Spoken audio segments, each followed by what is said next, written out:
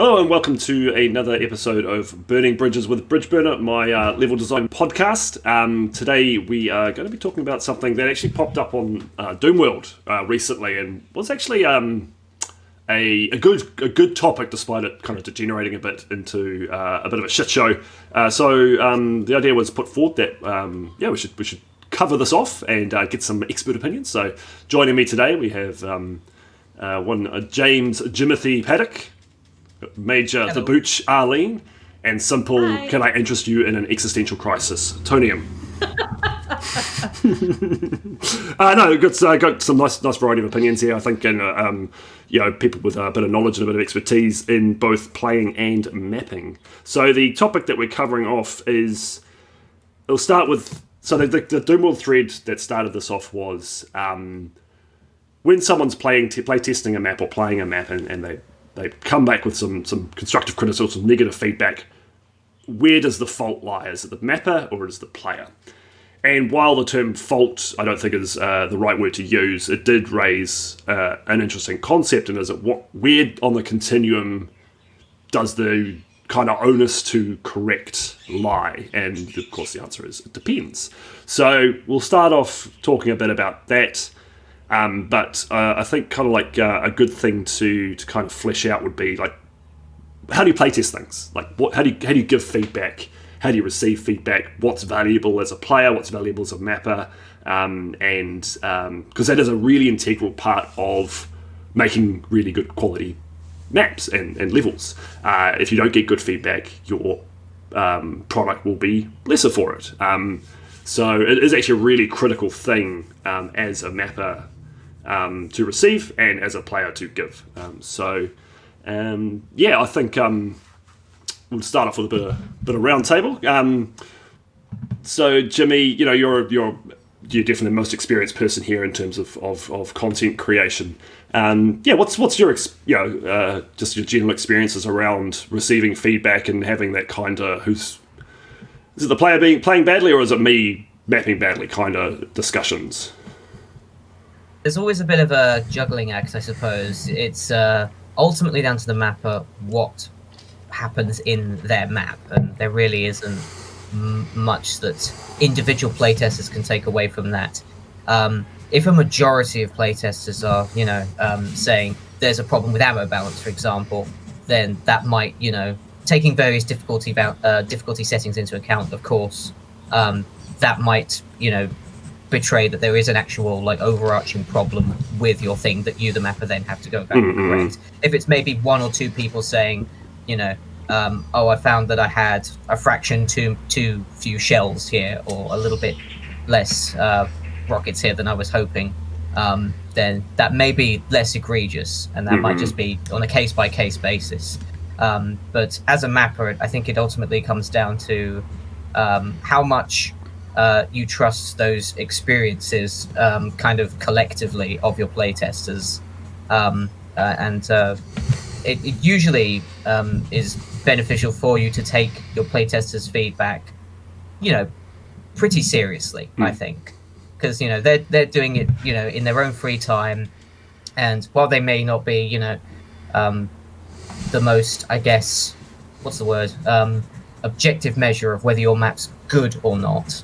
And I think this is a phrasing that kind of came up in that thread, actually. And it was like, is the map good? Because it's, it's X, Y, Z, etc. That's not really what you're after. You're looking for a refined experience, one that's, in good balance, I suppose. It's on a completely subjective basis whether a map is good or bad. And that's not what playtesters are even for, I think you raised a good point there, is in that playtesting state, even if you don't necessarily agree with the feedback, address it. So explain why you're not implementing the change. I think, particularly with big stuff, I don't like this fight because X, Y, Z happens, and I think it could be better if you do it this way. And we go, well, no, I like the way it happens, therefore I'm going to leave it as is, but here is why. I think, particularly when you go through that testing cycle, that's really important, and that builds that trust. I think between it, when you need to trust your playtesters that they're giving you good critical feedback, and they're not just flaming on it because they want to. That's definitely agree with that. Arlene, you've got a huge battery of experience when it comes to playing. Over many years, probably more than just about every Doomer I know, in terms of and a wide variety of WODs as well.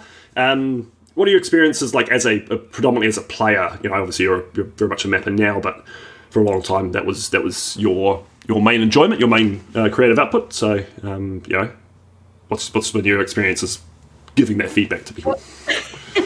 Well, funny enough, actually, I think I was actually a worse playtester before I started mapping. So for those of you who don't know, I played for 7 years in a water review series that was loosely inspired off of Aquarius 199. So I wanted to make things sort of like that. However, I didn't understand video games at that point. I had literally just gotten into Doom. I literally just got into video games, period, when I started doing my review series. So I didn't really understand what playing video games actually meant, and reviewing video games actually meant, because it wasn't something that I experienced in my childhood. It's not something I grew up with. I was about 17 when I first started playing Doom. So I actually focused really hard on aesthetics, and then anything else was very, very secondary to me. So, and I was also just really terrible. I'm still bad at playing Doom, let's be honest, but You've gotten better. Just slightly. But I was looking back actually at Tangerine Nightmare. I had reviewed it. That was one of the last reviews I did before I started doing mapping.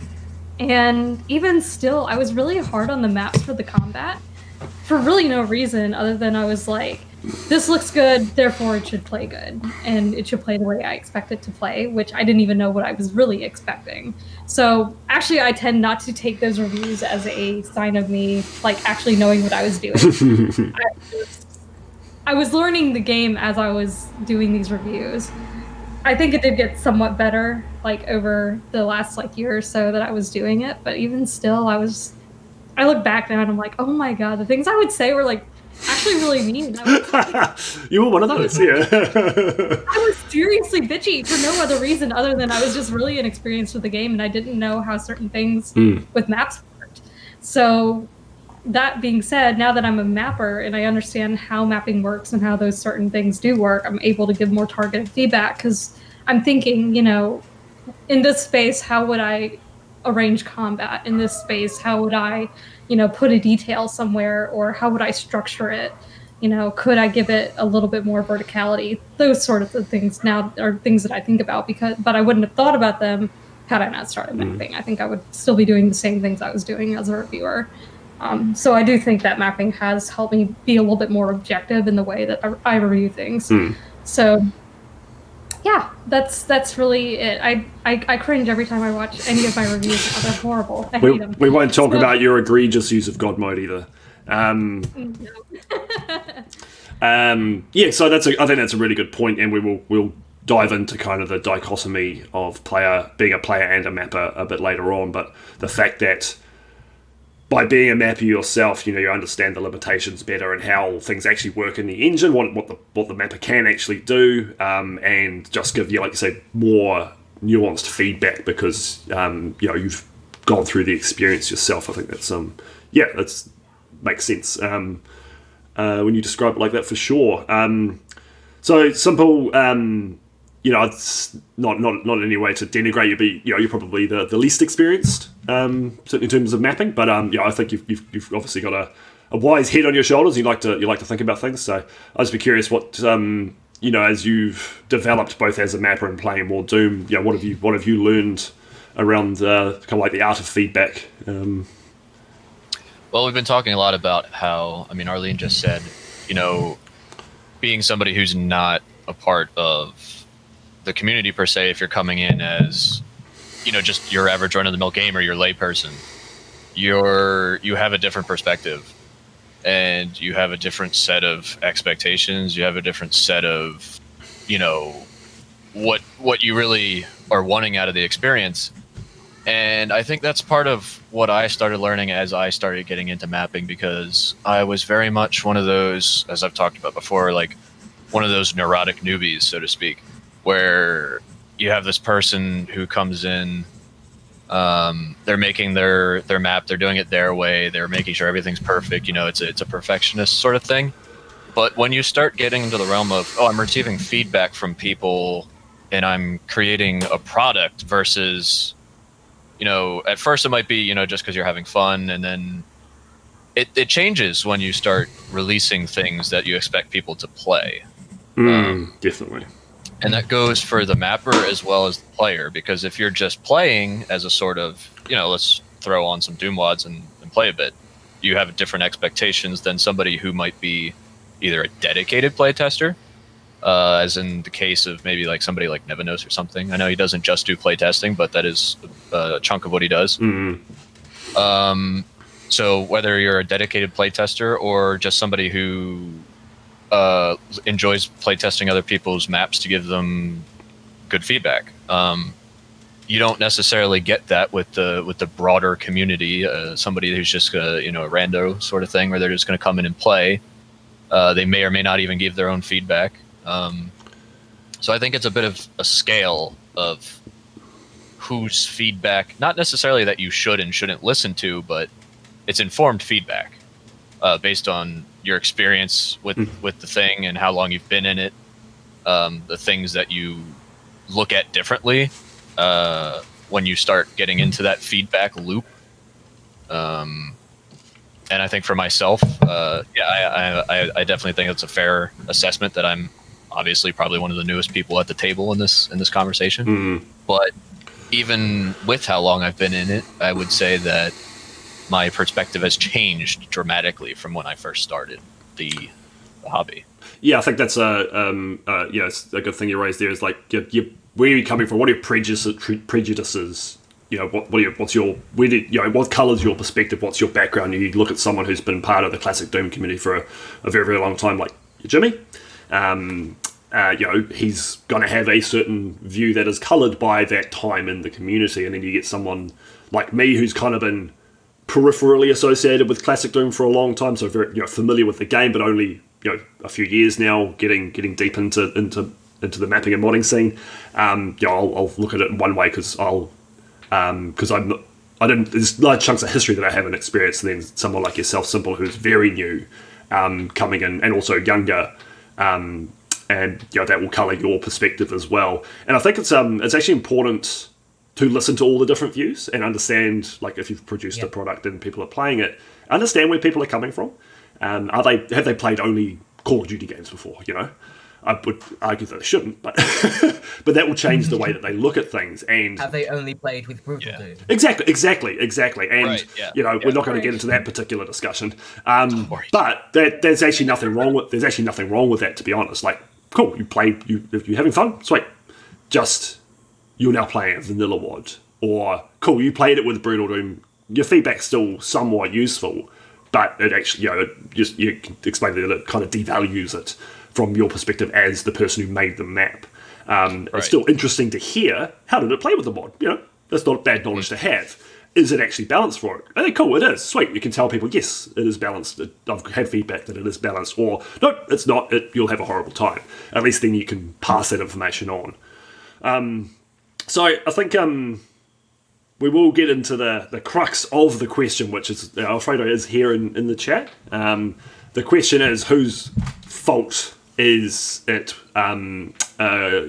Because it is something that I imagine most people come across. So I feel like a lot of it's about management of expectations, and the person, it is largely the mapper's job to do that.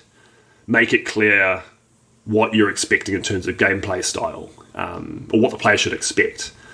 Particularly if you're putting stuff up on the harder level, higher difficulty levels. There's a lot that is poorly done out there. Like, people will release a map and they won't give much information about it, and then people dive in and they go, holy fuck, this is hard.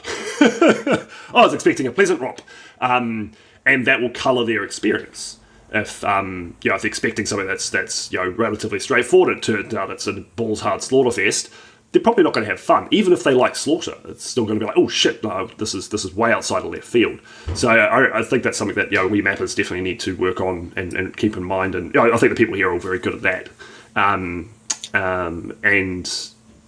it's hard for when you're releasing your first map to do that, and this is something that obviously Alfredo is going through with Bloodflow as an example. He doesn't have much of a body of work out there, so people are learning his style as they're testing it, whereas someone like Jimmy or myself in particular, like I release a map, people know what to expect.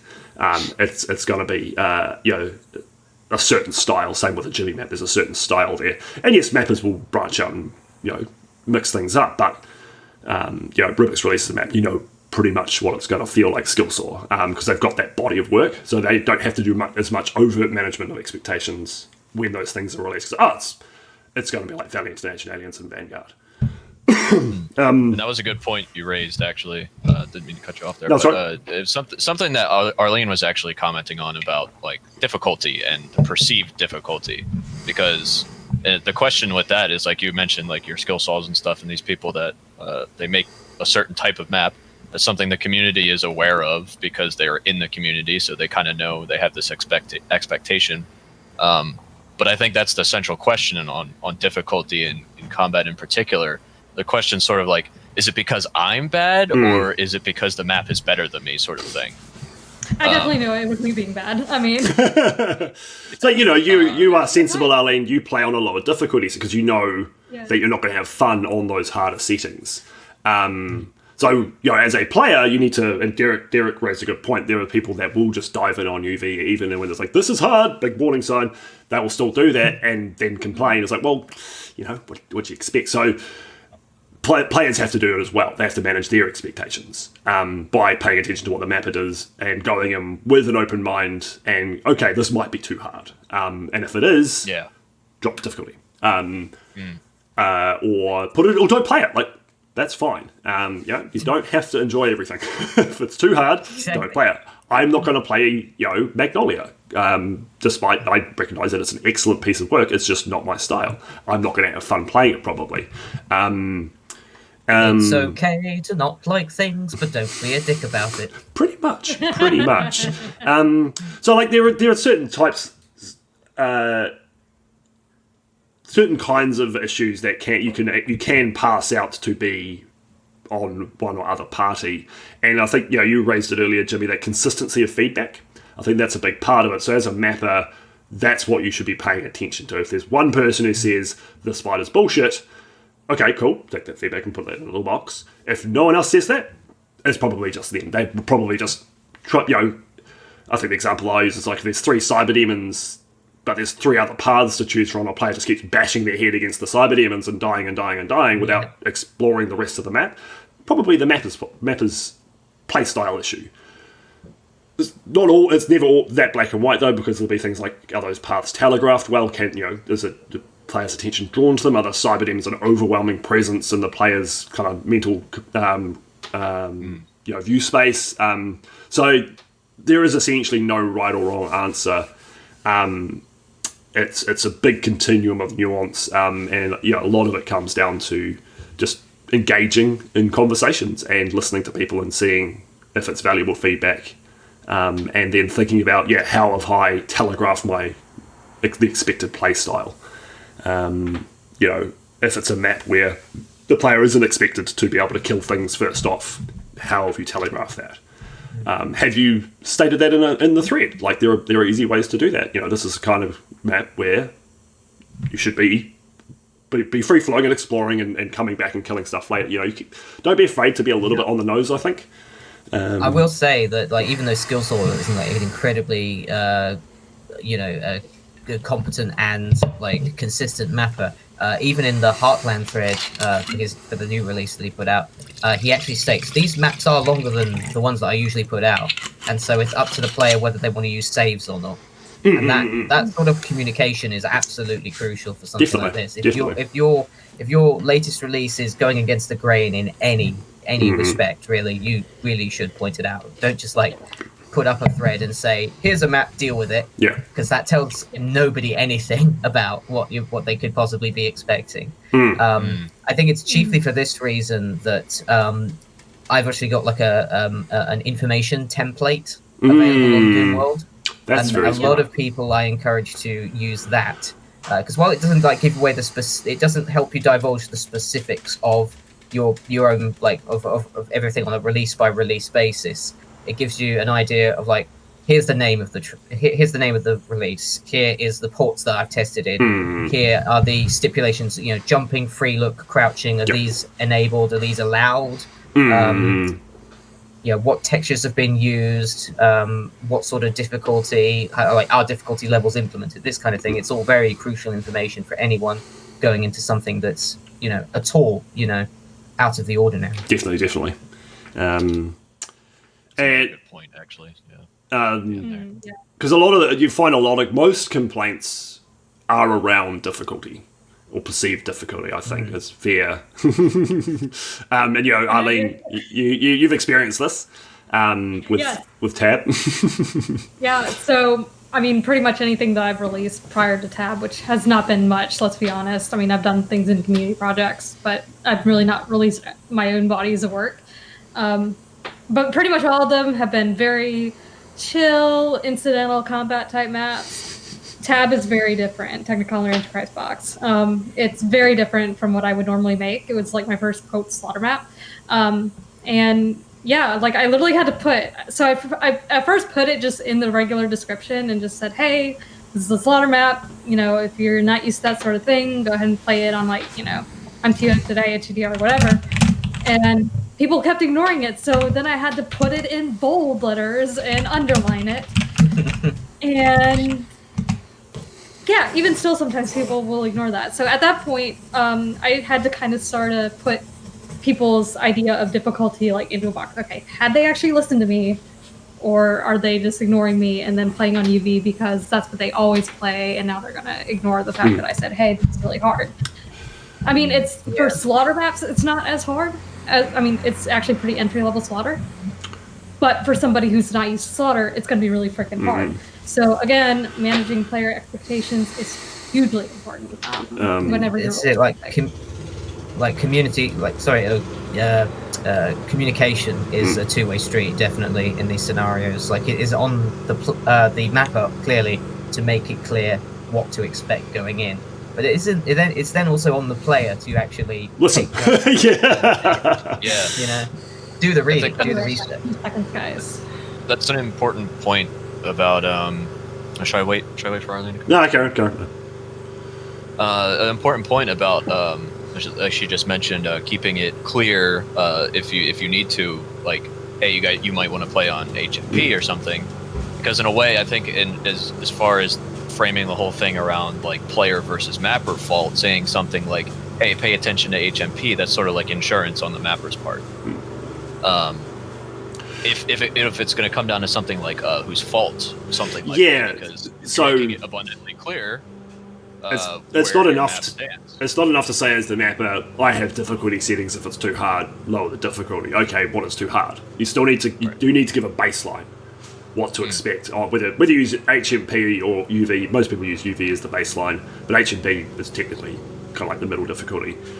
And I thought, because this wasn't something that I had in my head until I pretty much was writing the post for Bastion of Chaos, but when I was describing the difficulties, I gave descriptions, but I also listed who tested it.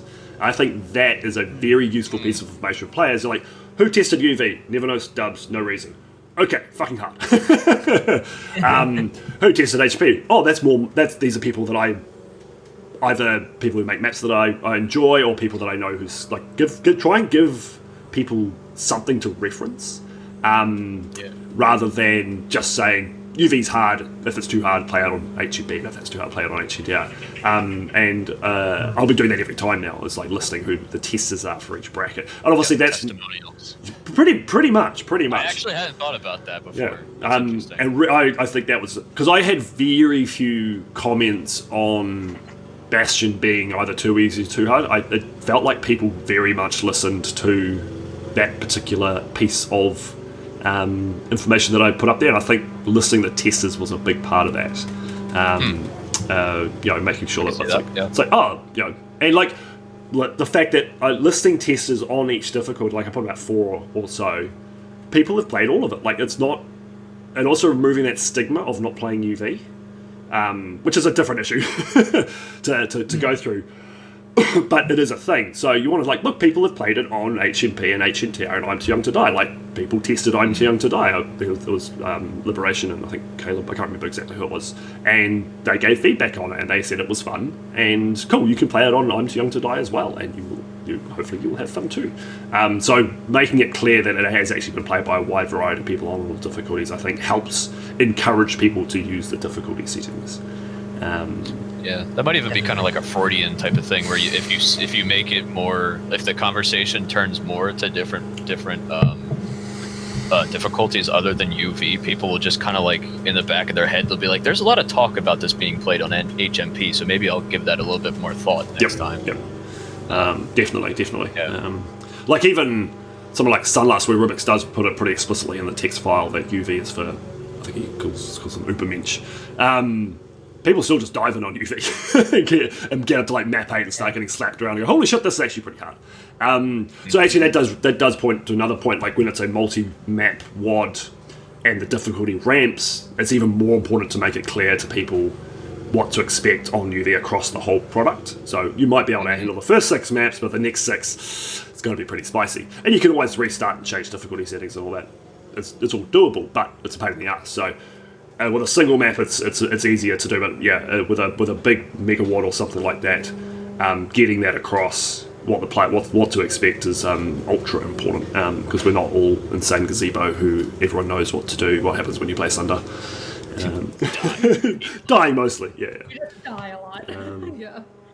So I think we've probably covered off like the whole that kind of idea seed that was planted by Alfredo, but I wanted to dive into more like how to give feedback and what's important feedback, and like as a mapper, what do you value, and as a player, how do you give it? Like, what do you like? What do you like in terms of your interactions? And also talk about the difference between playtesting and just playing. So if you're a playtester, you're playing in an alpha state or a beta or an RC1 release, there's a different process than if it's a finished product and you're just playing it to enjoy and then review, essentially. So, I mean, the more specific, the better, I think, is generally what you want as a, when you're in an early playtesting state. Like if you're playtesting for people, you can almost never give too much information. And the best way to do that is to record yourself playing. Because then you don't have to talk about everything. And the amount of stuff I've learned just watching someone play, not talking about it, not making any commentary, just watching the way they play. Shit, they got really lost there. They completely missed the rocket launcher. Is that my fault? Yeah. I better check that, and talk to them, and because they might pick that rocket launcher up 2 minutes later and not really think anything of it. But for you, it's like that could have been really bad if they'd kept going that way. Well, they've missed something important. It's going to make that fight a lot harder. And yeah, obviously not everyone can do it, but hey, Kingdom, the recording of your playthrough from a playtest as a playtester, absolutely fucking invaluable, and even better, like streaming it if you can. So Discord is obviously fantastic for that. You don't have to do it like via Twitch or anything public. But yeah, so Jimmy, I bet you've received your fair share of feedback. What do you reckon is the best way for a player to communicate, or playtester to communicate with the mapper? Definitely is on a sort of one-to-one basis on a streaming service like Twitch has been like not just like informative, but also just really kind of fun, because you get that immediate feedback from the streamer. You can just kind of shoot the shit, and it's all it's all fairly casual, while you do all this kind of like very kind of this very regimented, I suppose, thing where you are saying to the person who's testing it, please play my thing, and if possible, like, this is why I think playtesting is important, because you're almost looking for the streamer to break things. You're looking for the person to actually find ways. Fuck you, Eddie. Either like fucking Eddie. Poor already. You're always looking for those problem areas because you know that they're going to crop up, especially if you've been playing this in a vacuum, as it were. If you've only been doing this yourself for however long it's taken you. This is why I needed a lot of playtesting done on Faithless, for example, because that's so Huge. many maps. So many maps, and can be played in a variety of orders, and that's immensely complicated. It's such a different kettle of fish to just doing any sort of vanilla mapping for Doom, for example. So this is why something like Earthless, which I'm putting out pretty soon, as of this recording, is going to be a lot more straightforward, I suppose, because I'm not really looking for breakages as such. I am just looking for how individual play styles come into it. That said, I will probably be needing a couple of people to play test in the target port eventually. So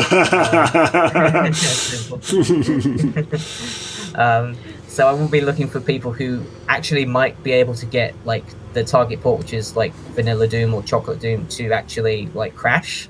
And I need that feedback because it's important to me that I get that project as close to vanilla compatible as I feasibly can make it. Yeah, you don't want to make that claim and then have it crash on map 4. I feel so bad because I remember asking, I was like, is it okay if I play in GZ Doom or GZ Doom's my default because I have so much of a hard time just any other port for whatever reason. But I didn't even use free look when I played your map, so it was I'm a terrible human. I'm using free look. Fuck it. Oh god. Yeah, I have no qualms about using free look. But You don't actually need to use one on Earthless. that does raise an important something that we didn't quite talk about, and that probably ties back to the mappers versus player conversation. Is check with the mapper as the player what the intended port is, what features you can use. They should have made it pretty clear in their posts, but certainly in an alpha state kind of thing, it's not always. There's not a thread to check. It's just here's my thing. Can you test it for me? Yay! But check if you want it. Can I play it in GZ Doom? Do I have to turn free look off? Whatever the mapper says, you should be doing that.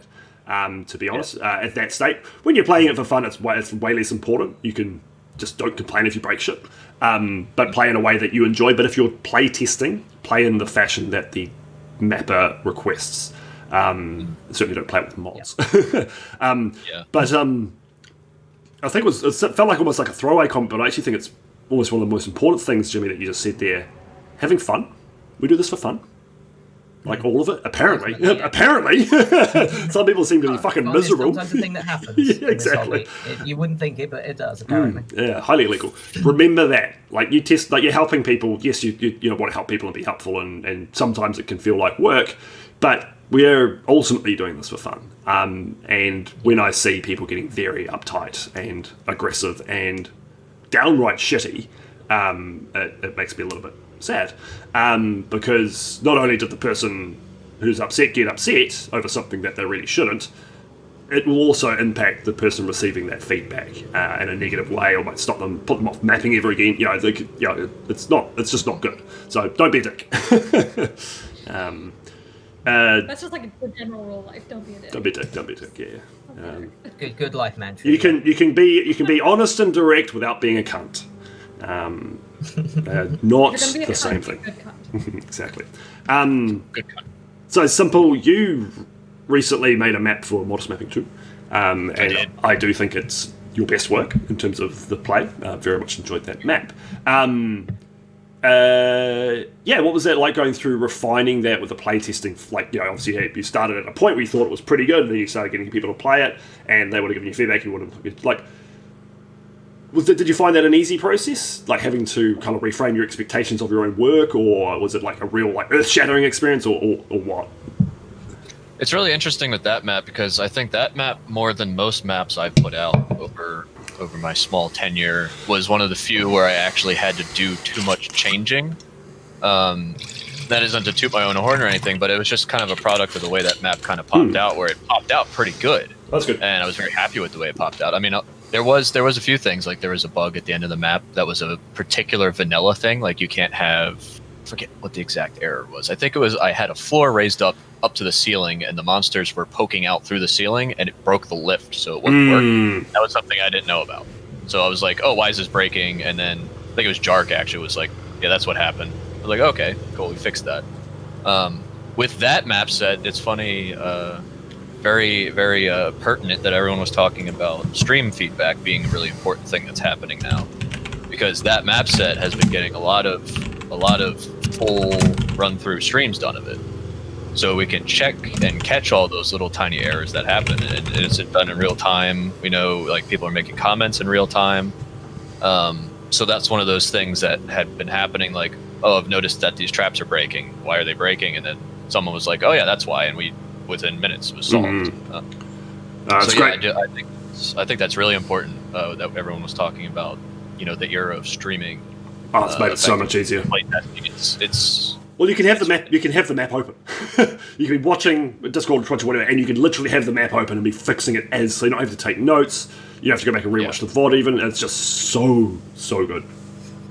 It's literally what I was doing with Arlene's stream. Yeah, it's fantastic. And I did it with Bastion. Yeah, it's funny. I was like, it's great. I was like changing everything, like right down to like the placement of like tech lamps and stuff like that. I was like, actually, there's a few too many things there, or like, she just gave me feedback for like where a sequence should go. So yeah, I've got that in. And it ties back into that fun. It's fun, like, you know, the streamers playing and they're enjoying themselves, and you're being productive, and that feels good, and And I think as far as keeping the fun in it, I think the streaming does keep more fun in it, because it's eliminating the guesswork, really, and it's taking out the middleman as opposed to what the player tester actually has to remember about their session as well. Because that feedback's out there and it's live and it's happening. And they don't have to dramatize it at all by trying to recall what they didn't like, and you know, and like when you're remembering things, the bad stuff stands out. Like, it's very honest. Written feedback very much focuses on negative things often, I find. Whereas if you're watching them, like I say, it's the most honest feedback you can get. Like, you can see exactly their emotional reaction. You can see what winds them up if they do get angry at a fight. You can watch that happen and go, okay, it's this encounter. Because you're fine with it if they finish it and then they remember it and they write about that, and that'll probably colour their view of everything else as well. Going back and remembering it blends through that that anger. There's just so many positive reasons to try and get people to playtest live for you. I think you can also assess it for yourself as the mapper while it's happening, because you can decide, because you can't do that so much when you get a forum post in response to a playtesting session that somebody did. You're eating a lot of Cyber Demon rockets. Maybe you should try dodging. You're relying on their written feedback to tell you exactly how the playtesting session went, where you might catch something that they missed as like, oh, they didn't do that. And that's not to say that they're playing wrong, but it's just like, you might take it less personally if you understand the exact context of why they said what they said. Yeah, and like I've watched, I won't name them, but I remember watching one streamer play Bastion, and I was like, you should be playing on HNT, you should be playing on, like, don't play HNP. And they played HNP, and I was like, watching them, you definitely play. And then I wasn't harping on hard, but I was just sitting there thinking, you're on the wrong difficulty. You're not going to enjoy it. And they didn't. But they mean, like, I didn't blame, like, it wasn't an issue really, but it just meant, well, I can then put aside your negative experience because I don't, look like you played on the wrong difficulty, and that's fine. You made that decision, and you can go play something else.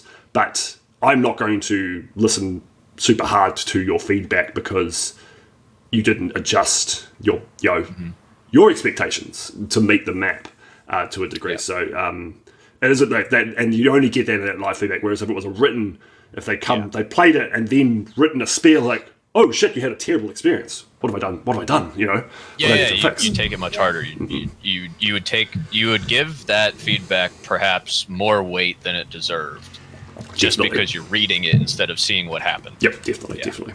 Yeah, I agree with that.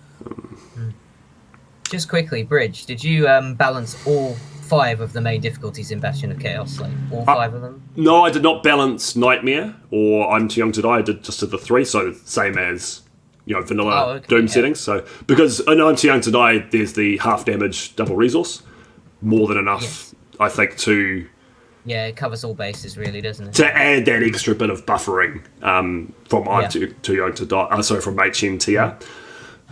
We will do it differently for Age of Hell, but for my standard Doom maps, I don't. And then Nightmare's just a meme, so I'm still.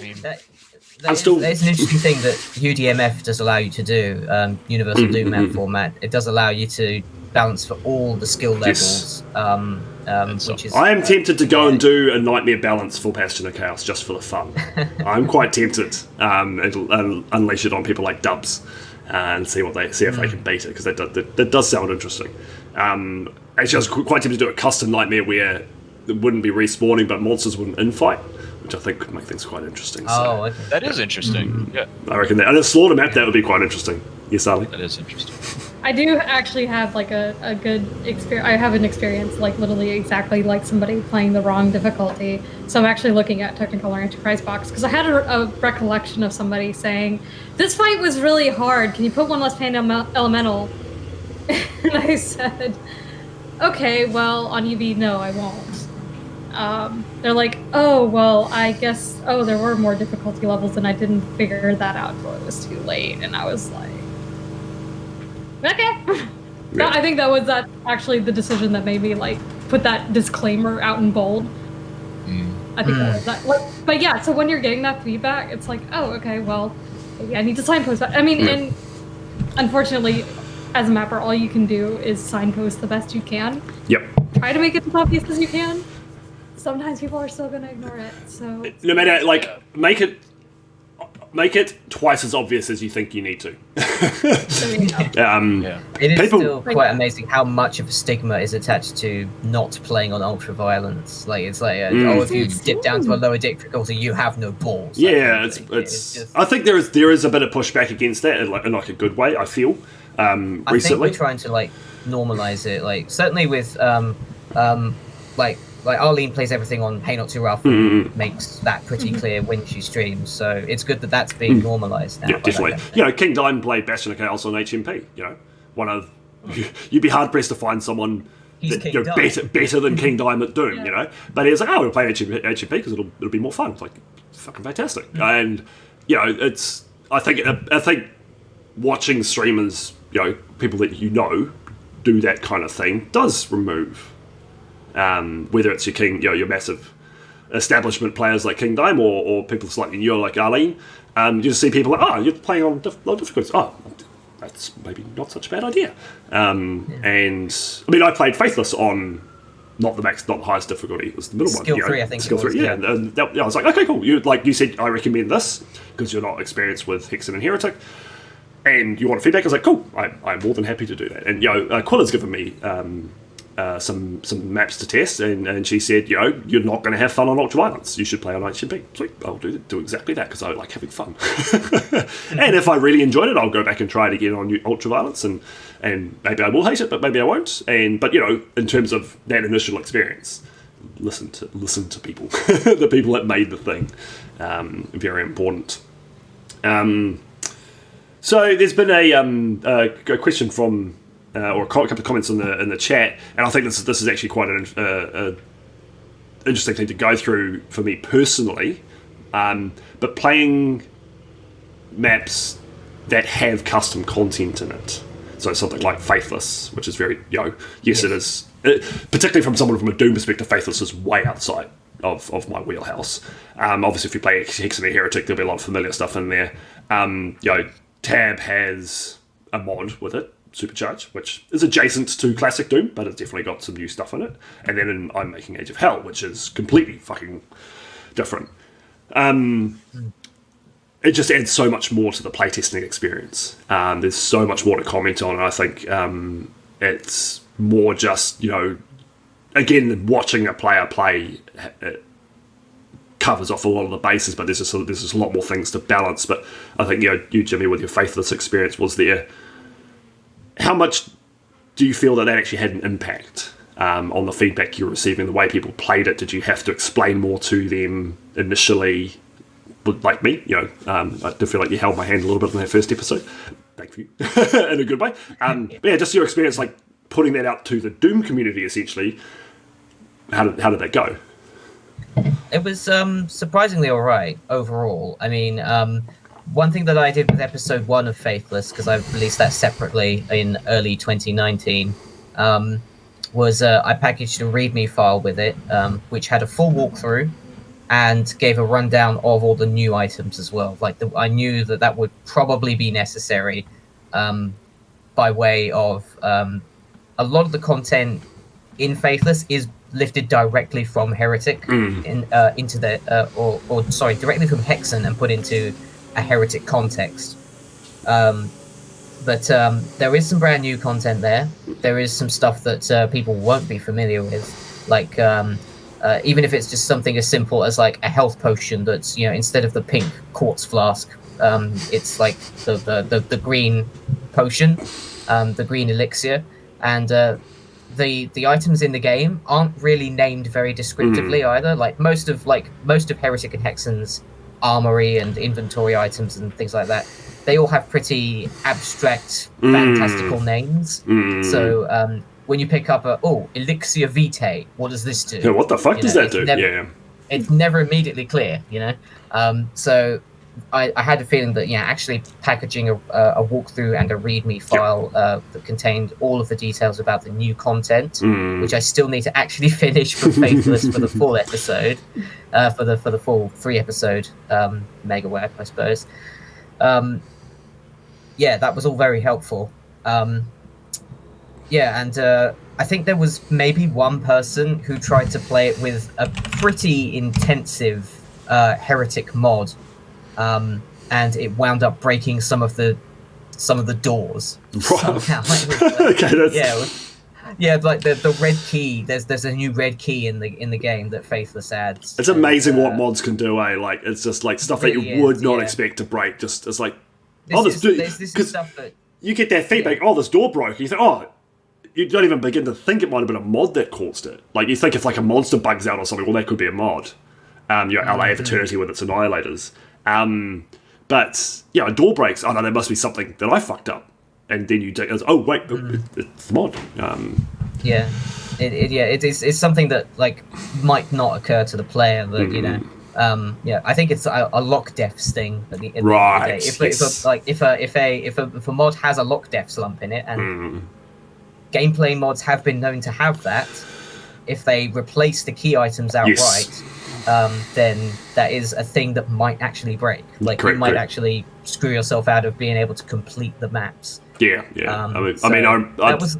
was a slightly aggravating case. Yes. But I think at the end of the day, it is a mod that is pretty heavy on the custom content, and so that is when I think it is absolutely crucial, like for the mappers to make it clear that there is a ream of custom content here, and it's then on the player to acknowledge that and say, okay, maybe loading this with Brutal Doom and Complex Doom and the rest of it all is not the done thing. Because Arlene with Tab, you had Supercharge in that, and that's obviously something that's adjacent enough to classic Doom to not require a full README, but it does add some new elements, reloading. There's some new enemies. The weapons, like their relative power levels are different. Did that make it harder to initially balance and with your internal testing groups get it to a releasable state, and also after that point in terms of just the general public feedback, you reckon that had an impact on the kind of feedback you got? Yeah, so actually it's really funny that you mentioned that. Obviously, like, this internal group that I had mostly consisted of people from like out of the Hellforge, and I didn't actually start using Supercharge until after we completed Map Witch 2. When we completed Map Witch 2, and I worked with Tango on this, so he obviously was the person to go to about any kind of Supercharge related issues, and he knew how to use the mod fully to his advantage. So when we did our Map Witch 2 map, I got to see, how does he make this work? How does he use? I mean, obviously, you got the inside scoop.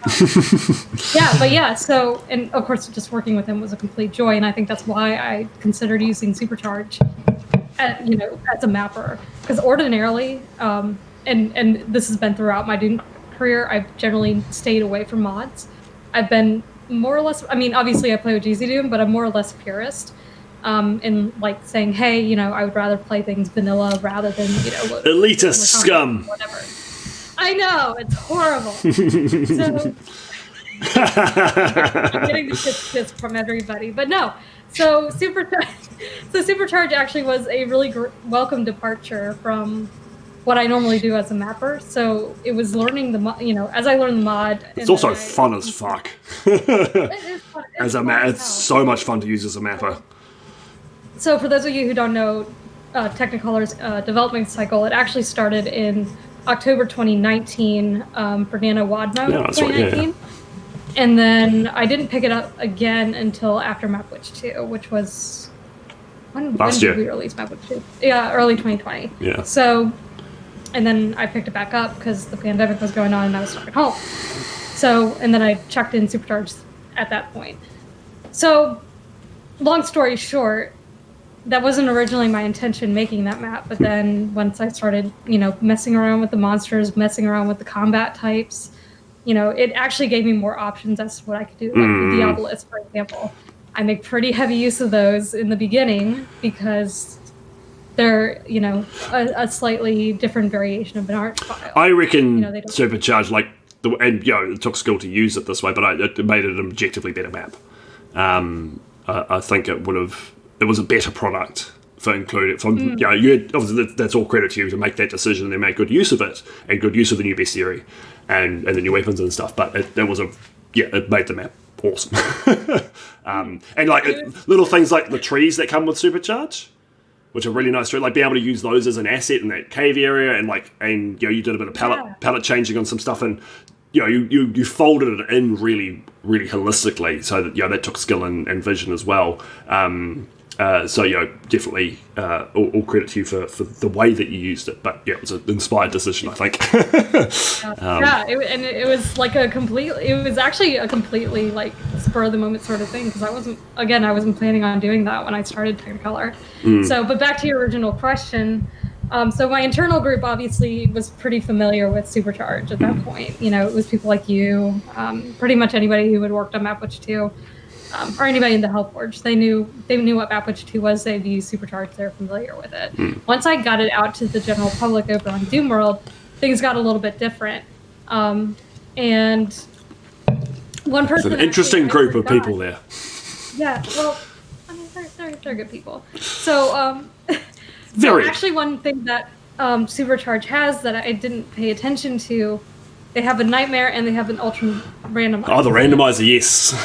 The ultra randomized. So I didn't actually mean for that to be a difficulty there. I completely forgot it was there. So in the first release that I did, people were actually playing with the ultra randomized mode because they hadn't played with Supercharge before. They didn't know what it was. They just saw ultra and then it's like, oh, we'll use that. Yeah. They posted I think they posted. It wasn't like an FDA, but they definitely posted a video of themselves playing with the ultra randomized mode. And they actually had fun with it. It's cool mode. It out later. Yeah.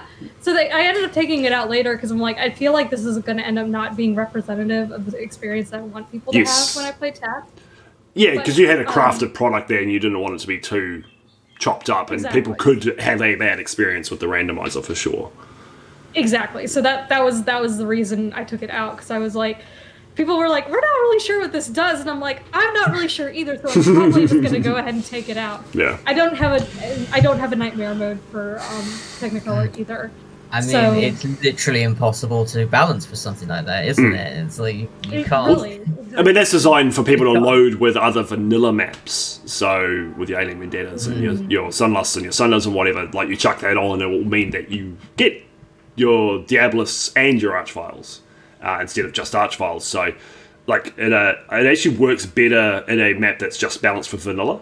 Because when it's swapping things out, there's not a huge change, but in Arlene's case, if you've got Diabolists and they get swapped to Archviles or Exiles, that's a big bump up in difficulty. That was the basis for that change.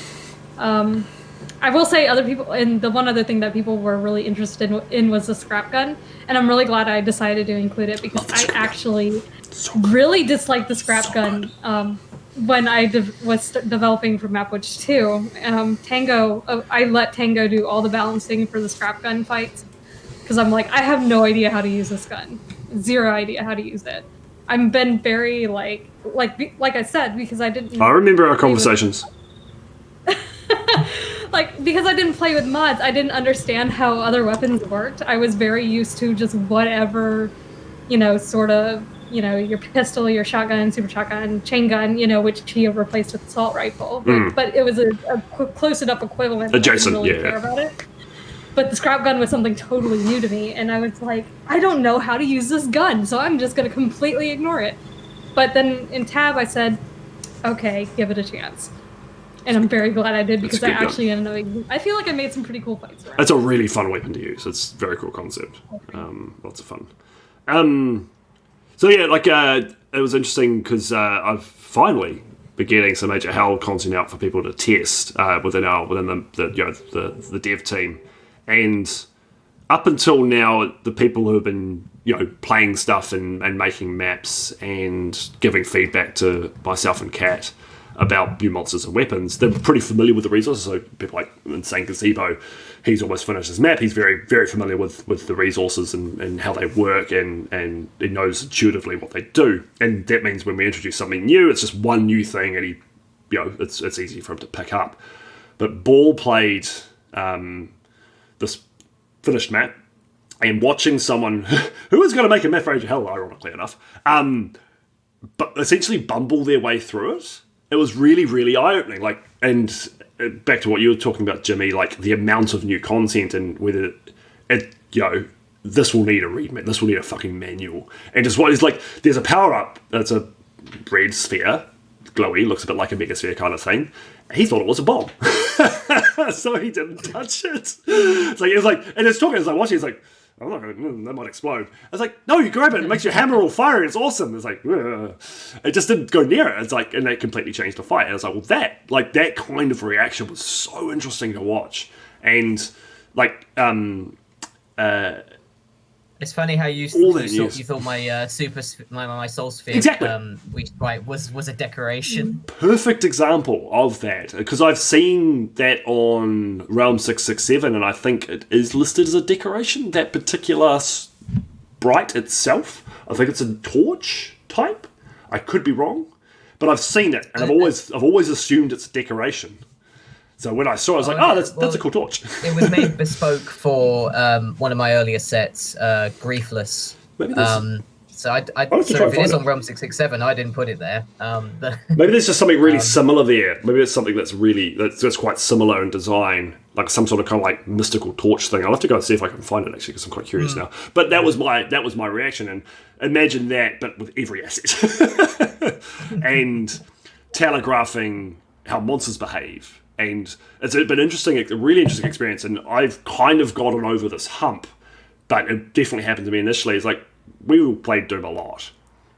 We intuitively recognise when a Revenant's about to fire, how a Cyber Demon moves, the firing rhythm of the super shotgun, all that kind of stuff is in our fucking DNA. Completely new game, that all goes out the window. So despite the fact that the Bone Reaver looks and behaves very similarly to a Revenant, it doesn't look the same, and therefore you have to react. You don't preempt your movements, because, he's moving. He just fired a rocket at me. Oh, it hit me. Oh, dear.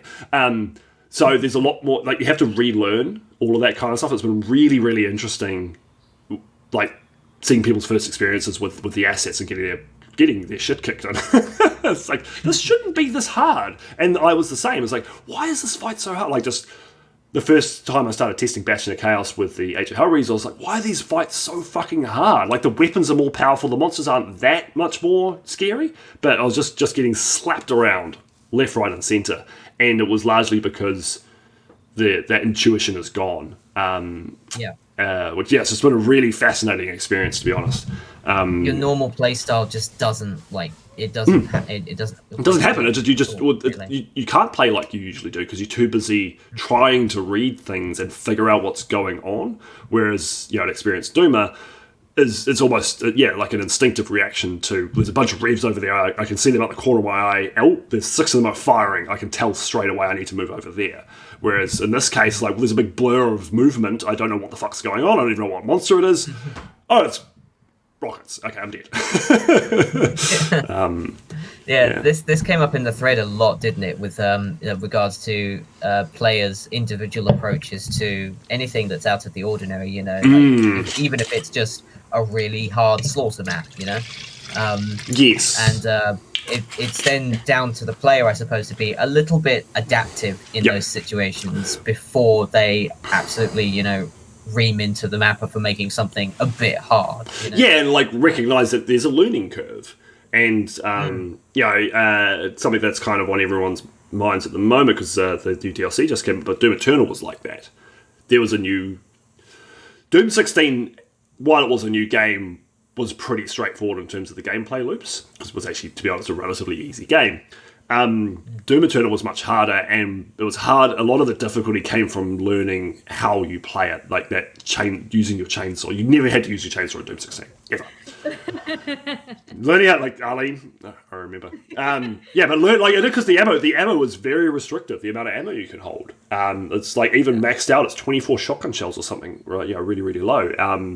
Learning that you have to using your ice bomb, using your flame belch to get armor, and getting into there's a very explicit gameplay loop, and people were not expecting that. I think was a big part of it. Why there was a lot of criticism early on about that. And a lot of that, some of that criticism was definitely valid. It does railroad you a bit into a certain playstyle.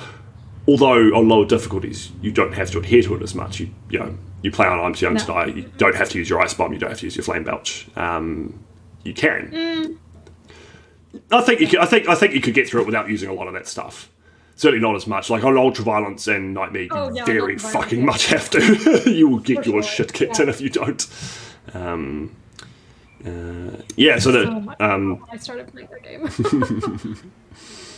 I thought there was some interesting parallels between things like Doom Eternal and maybe Age of Hell in terms of people having to learn all this new stuff and going, because Age of Hell did start off as a Doom mod, 100%.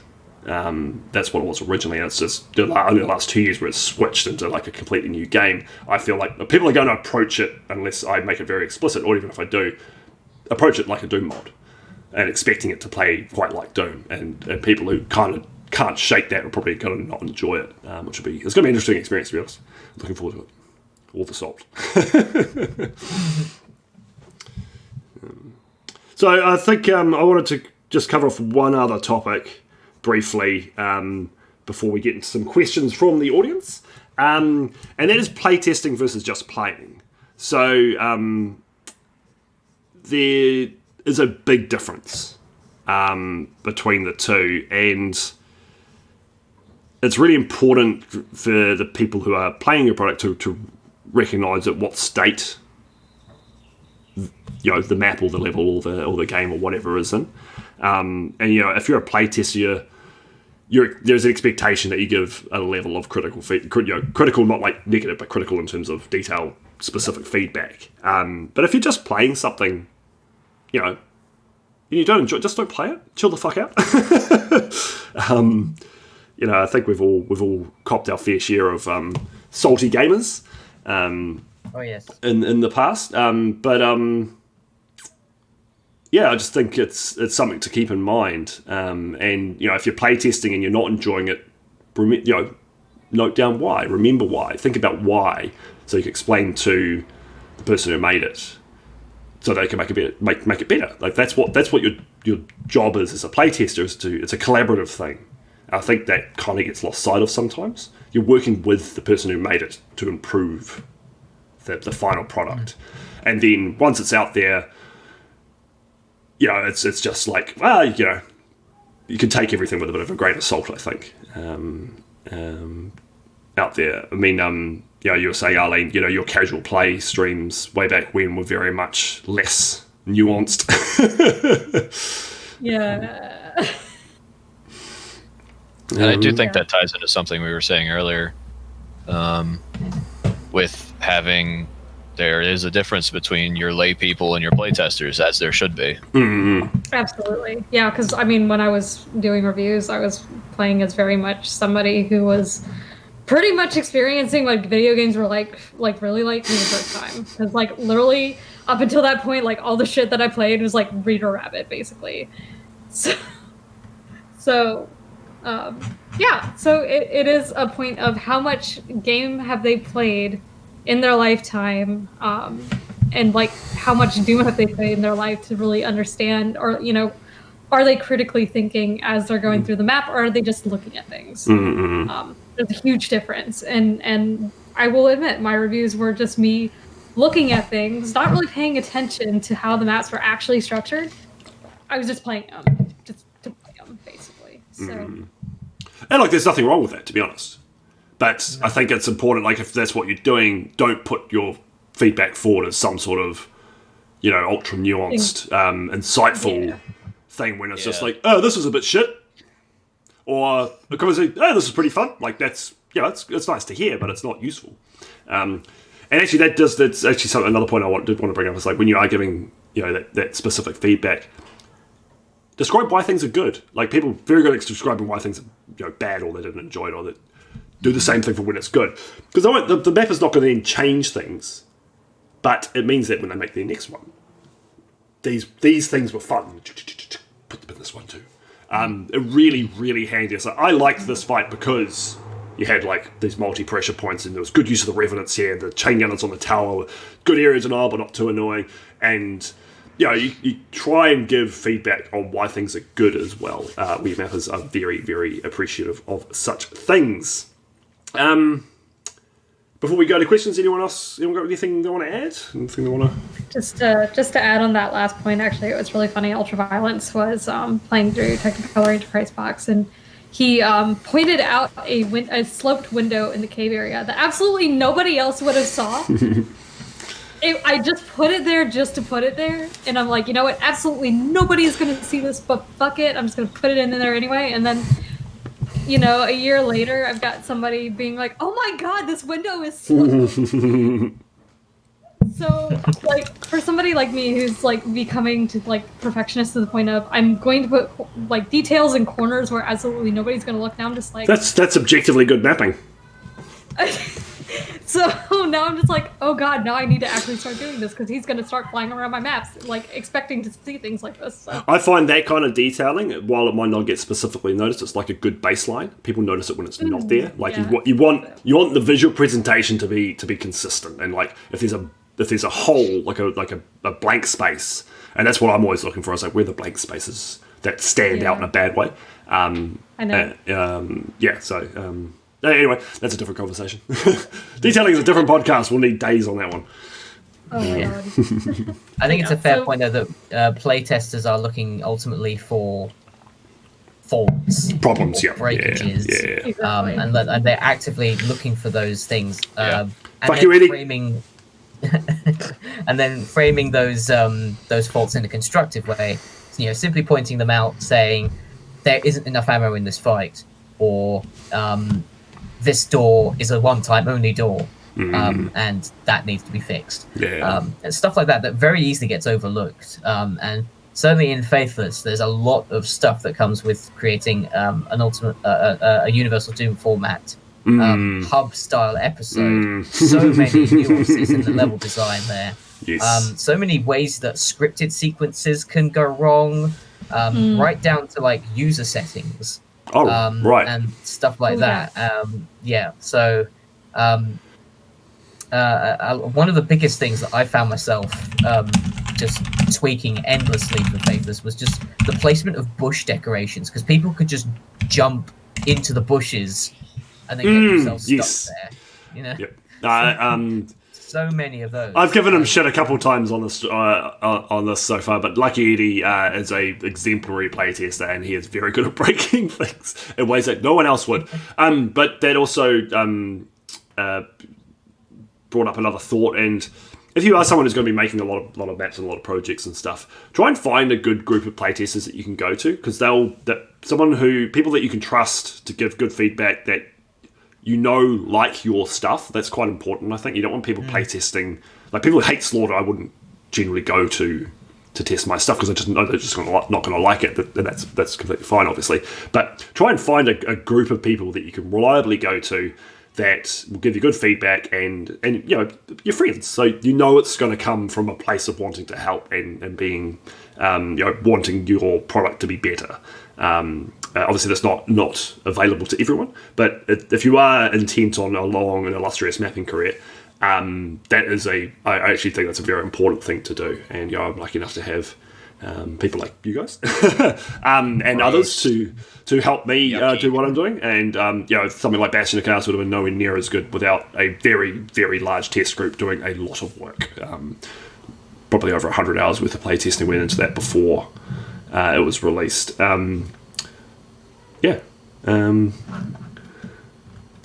Think unless anyone's got anything else they want to bring up, we might see if there's any questions. One last thing, and this is something I that also have one. Okay, I thought someone might have something. Okay. I will say one last thing. And Okay, keep please going. don't make play testing personal. Please don't make it personal. Don't make personal attacks against people when you're play testing. Please, for the love of God, do not do it. Just don't do it. Be nice. Yeah, like don't never attack the mapper. Like don't attack the Please. playtest. Like it's just Yeah. the quickest way to make people ignore you is to be a dick. Do not wish for them to stub all their toes. Don't be an asshole. Okay. Cool. All right. Yeah, that kind of ties into what I was going to say, is that playtesting and mapping is a symbiotic relationship. And the whole thing with players versus playtesters, players are there to consume. Yes. They might leave some feedback, but it's not their primary motive. A play tester is trying to get back to you with some sort of information. They're trying to improve the product. You can still improve the product by watching players play it, but the relationship between play tester and mapper is sort of like a sacred tradition sort of thing. Like you should treat it with It's a very certain one-on-one, isn't it? Really? Yeah, there's a certain level of decorum there, I think. Very good. All right, I'm just scrolling through, seeing. So here's a good question, a logistical one from Neil John Rips. Where do you find people to playtest your levels? So, there's a variety of places, and you can just chuck things on Doomworld and say, here's some alpha level kind of stuff that I need testing for. That used to kind of be the only way. It's not the best way. It's not even close to it. You will get lots of shitheads, unfortunately, coming and being aggressive, just because that's the nature of public internet spaces. It's not so much a blight on Doomworld. It's just the nature of throwing stuff out there to the public when it's kind of in an unfinished state. Yes, Jimmy? I will say that the slightly more refined version of that has worked for me in the past is to put out a call for playtesters on a public forum. Yep. And then individually respond via private message to the people that you trust most, or that look like the most well-versed people in the community, or the people who like that thing the most, just in general. And then you can work with that closely knit group of people on a personal basis in private messaging, or on Discord, or streaming, or whatever it happens to be. No, that's a very, very, very, very good point. Yeah, you can actually you can manage that. So don't just chuck your wad on there, but say, hey, here's some screenshots. This is what it is. People, it's not ready, but I want playtesters. Please DM me or mention in the thread if you're keen, and then you can engage with those people specifically. That's a very good point, Jimmy. That's actually what I did with the Quenches of Square. Awesome! And that turned out to be that's pretty good. Before the demo came out in 2013. Yeah. So Square's okay. It's not too bad. It's all right. It's all right. No, that's a good point. But I think the best place to find testers is Discord. In terms of like hanging out with there's a lot of different communities out there. There's Dragonfly's got a server, Jimmy's got the Joy of Mapping, there's the Hellforge, there's King Diamond's got a server, there's shitloads. And you can Arlene's server. Arlene's Simpletonium's fledgling server. But there's a huge raft. You can find a group of people that you like being with. There's no right answer to which one's best. Just go find one that you like interacting with, people that you enjoy being around, and like you say, Jimmy, people that you think will enjoy your work, and just start engaging with people, and you'll find that they'll come and help you, and you make a few friends, and then you can go to them directly. Hey, here's another map. Can you test it for me? You did the last one and you liked it, so and you can just build up that rapport. But if you're not, if that's that's obviously not something that everyone's going to be capable of. There's a lot of introverts out there. You can just drop it in there's the testing channels in a lot of these servers as well, and say, hey, people can, do you want to give me some feedback on this? And that is better than just dumping it on a forum, because the way that forums are structured, it's more conducive to things staying there for a long time and getting piled on. Whereas in a Discord channel, it'll get buried quickly, but it means that it's not going to stay there for all to see forever. And I think that can be kind of a useful thing. So I think Discord is a really good tool. The other one is look for Twitch streamers who playtest.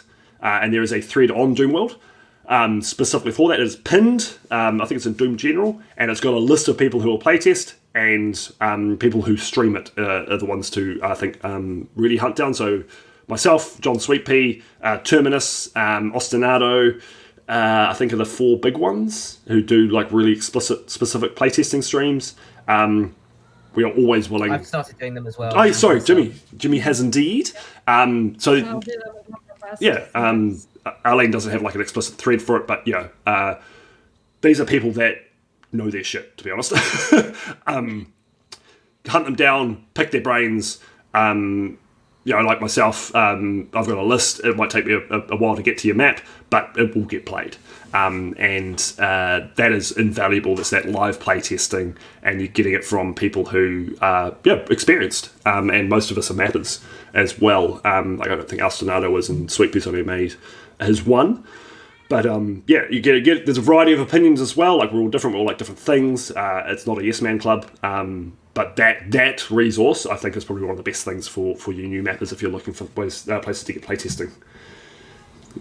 I think that's sort of where I can speak as an authority on not being an authority, being a new addition to the community. Quiet on the cheap seats. Where I would say, sorry. I would say my experiences before sort of joining the community, getting involved are a lot different than before. So I would say, in answer to the sort of question about what's the best way to get your stuff played, I would say being a member of the community is the best way to get your stuff in there.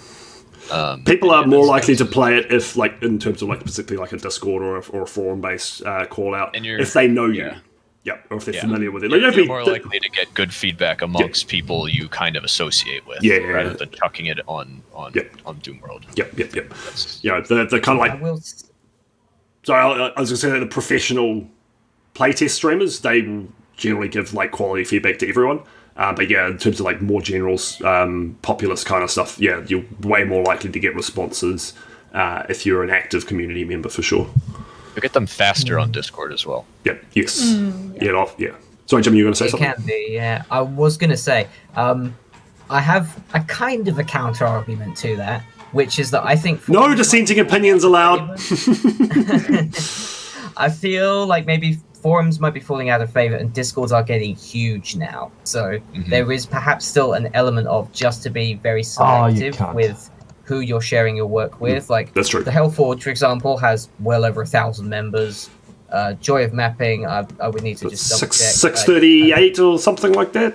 630 members, easily, So it's still pretty big. There's still a huge crowd of people here, and again, some of them are like the people who actually want the feedback. A lot of them are fledgling mappers who are just getting started.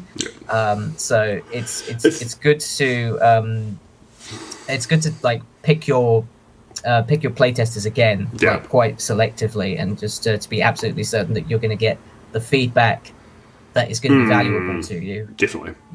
And I think that comes into your same skill level. I think that comes into like picking the right community as well. Like Simple said, like if you've engaged with it to a degree, you'll know the kind of feedback you get. Like in whether it's a slightly smaller server like say Arlene's, or a kind of like a biggish medium one like Dragonflies or Joy of Mapping, which is getting pretty chonky, or the Hellforge, which is very large for a Doom community.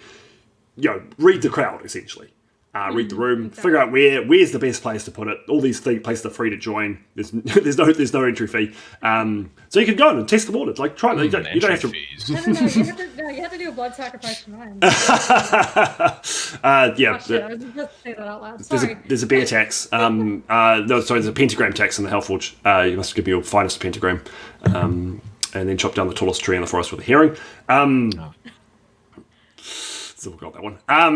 So yeah, like so find your group. It takes a little bit of time, and that is important. And you'll get better feedback, you'll get faster feedback, you'll get more consistent feedback if you're actually finding a group of people that you like hanging out with, and that like hanging out with you. And yeah, it can take a little bit of time, but it's worth doing, definitely. And that's how you build up that group of private playtesters, is through those interactions. And I didn't just have those when I first started releasing maps. I had to build up some connections and find some cool people and make friends. It is very much not just about getting them to test your maps, but that is a benefit of it. Like people will Jimmy, you came to me and Arlene pretty quick with the Earthless, and I was like, yep, we're definitely going to do that. There's no question about it. You can rely. You knew we were going to say no. And I would also say that it was a bit of a generalization, and it's a bit about, it's not necessarily about playtesting being the end goal of finding a community. I think for me anyway, or in general, the reason you join a community is for confidence. Mm-hmm.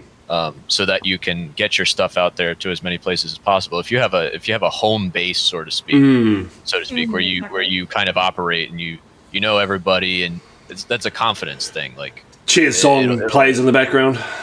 Yeah, it's nice to have you can hear all the yeah. I don't think that's a good voices echoing off the chamber. I mean, that's a good point. That's a good point though. Is part of it, like that playtesting feedback loop is. The ultimate goal is building confidence and skill, and that is more easily done in a positive environment. Mm-hmm. And I know there are people out there that think like antagonism and competition and conflict drives creativity. I do not buy into that idea at all. It can. It definitely can in certain, but you talk to professional game devs, they don't fucking think like that. I've never met one. No. They're all helpful, uplifting support. Like, I'm amazed at how nice the game is. Disarmingly so. Just, it's fucking concerning. Why are you all so fucking nice? What's the catch? Frederick Schreiber, for example. Like, exactly, yeah. Have you ever met a nicer man? Oh, and like, yeah, right from these ultra professional, Dave Oshry's and Dave Szymanski's and Fred, and so real like big like CEOs of massive company kind of things, right down to your indie devs. Almost unfailingly lovely humans. There's the odd fucking forehead, but they get chased out of the village pretty fast. The E1M1 Discord, just dripping with game devs, and by and large, they're all really cool people. I'm amazed at how fantastically supportive, because they know that if I bump your game up, it doesn't cost me anything. There's enough consumer dollars out there for all of our games to sell, as well as they can sell based on their quality. It's not like a AAA game, which is $100, is competing. That is competing with other AAA games that cost $100. But your $20 dev, indie games, people buy them and just because they think they might be good. The Steam library that's full of like 80% of stuff that you've never touched.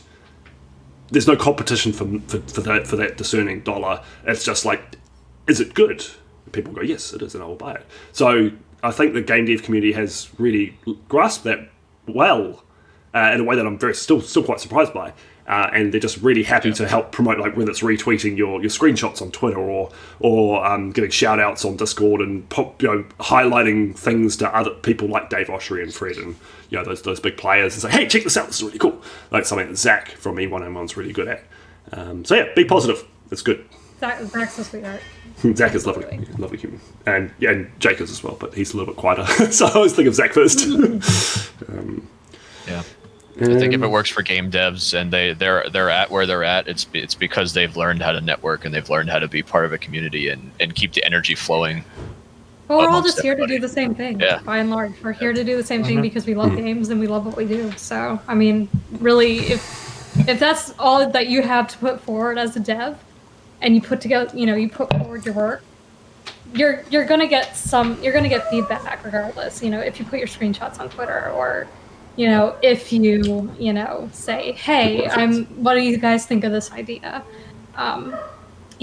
Just anyway, like, that's a little bit off topic, but yeah, the game dev community as a whole, I think, is fantastic, and it's sort of like encompass like the Doom community as well. So being in that E1M1 Discord, it's like one of the most wholesome, positive places I've ever been. It's fantastic. So you're a mapper. You're a baby game dev. Pretty much. It's not a bad way. It's actually not a bad way to think. Like, not in terms of like self-aggrandizing and inflating egos, but not at all. But no, it's a useful way to think of what you do. You're a kind of like a game dev making maps for Doom. Yeah. And that, I think, if you can think of those it's a way to think about things technically. And then technical articles on like that doorway problem of combat design, that kind of stuff. Most Doom mappers would probably not look at because they think, I'm just making Doom maps. But no, this is all useful information and learnings that professionals have gone through these problems and come out with solutions.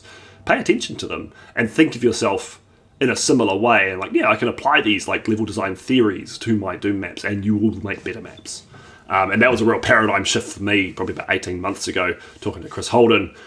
It was a moment when we were talking about lighting, and everyone who knows me, I'm obsessed with lighting to make, from an aesthetic perspective, but it's like talking about using lighting to signal progression points and places of interest and stuff like that. And you kind of subconsciously grasp that, I think, but like having it like front of mind is like, oh yeah, that is important and a good idea, and I should do that all the fucking time.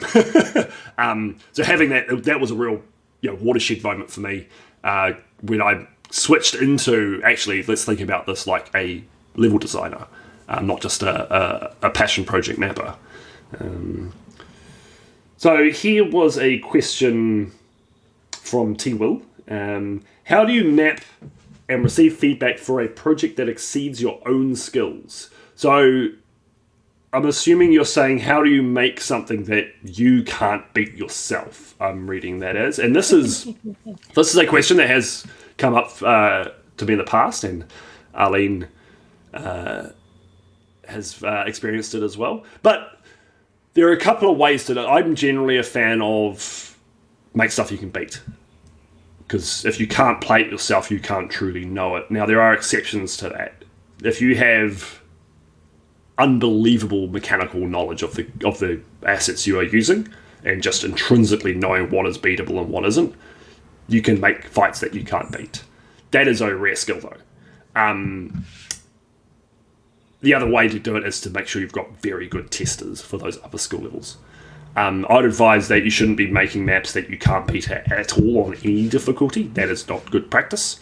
And if you're sending things to people that you have absolutely not tested, chances are they will throw them back at you and say, test your own stuff first, please. No quicker way to piss off a tester than sending them things that can't be beaten. And on that note, I advocate put too much ammo in maps, because if you send a map to a tester with not enough, they'll hit a wall, they won't be able to progress, and they'll stop testing your map. They won't, the last half, last third, last three quarters, whatever. If it's too easy, if there's too much ammo, well, they can give you that feedback, but they can still finish the whole map, or the whole WOD or whatever. So I very strongly advocate for you must beat your own map on some difficulty setting.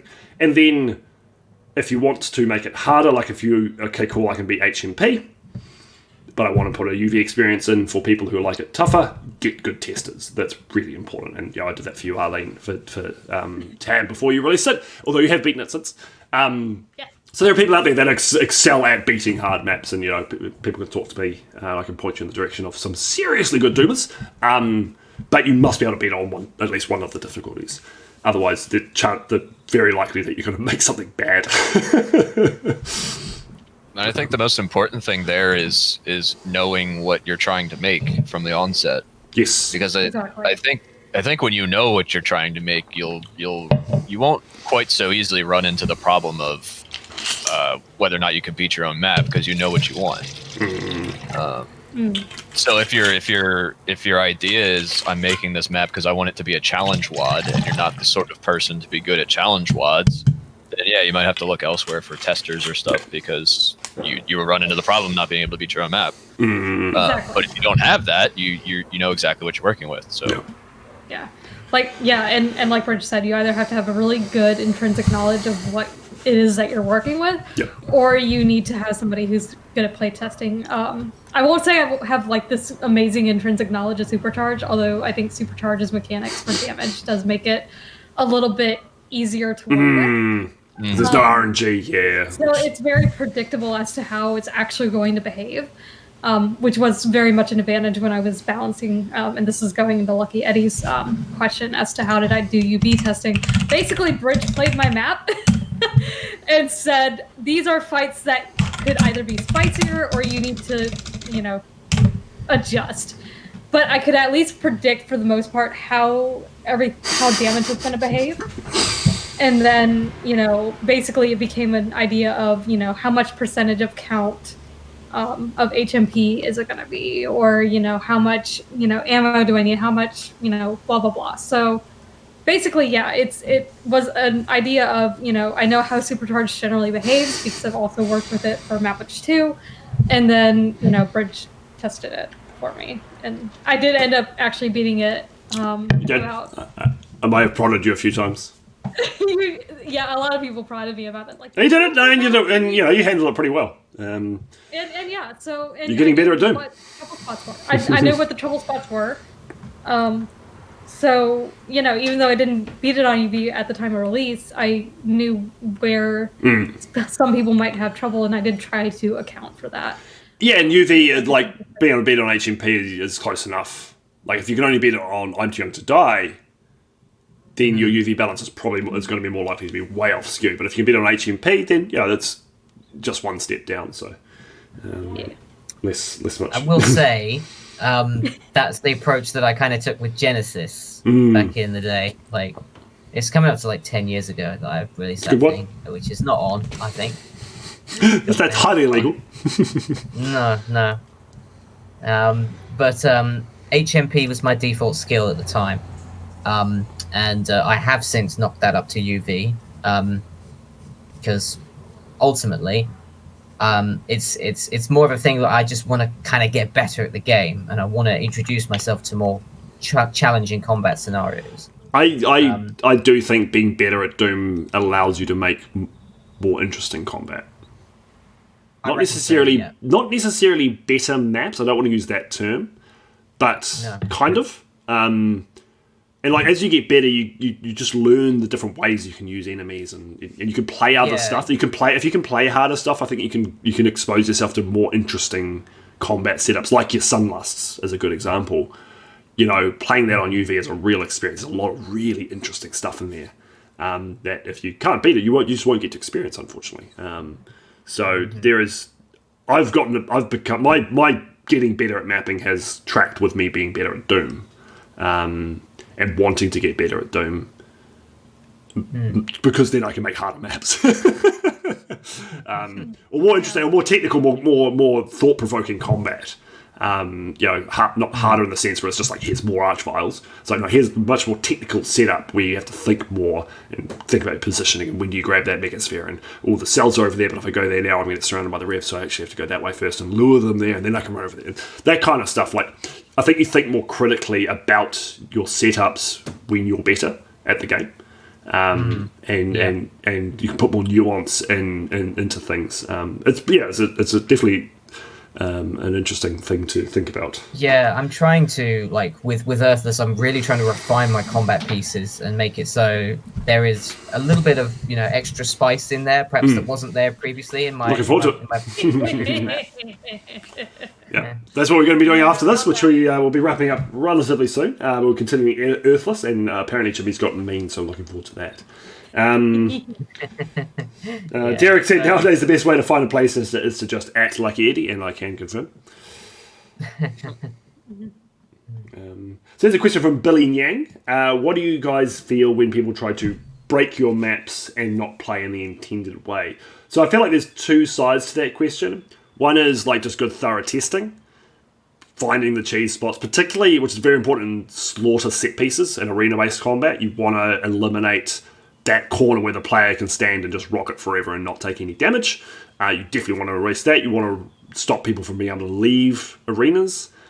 For incidental run and gun, other map styles, it's less critical to hunt down those kind of cheese spots because the map's more about flow and movement between areas rather than locking them into a set place.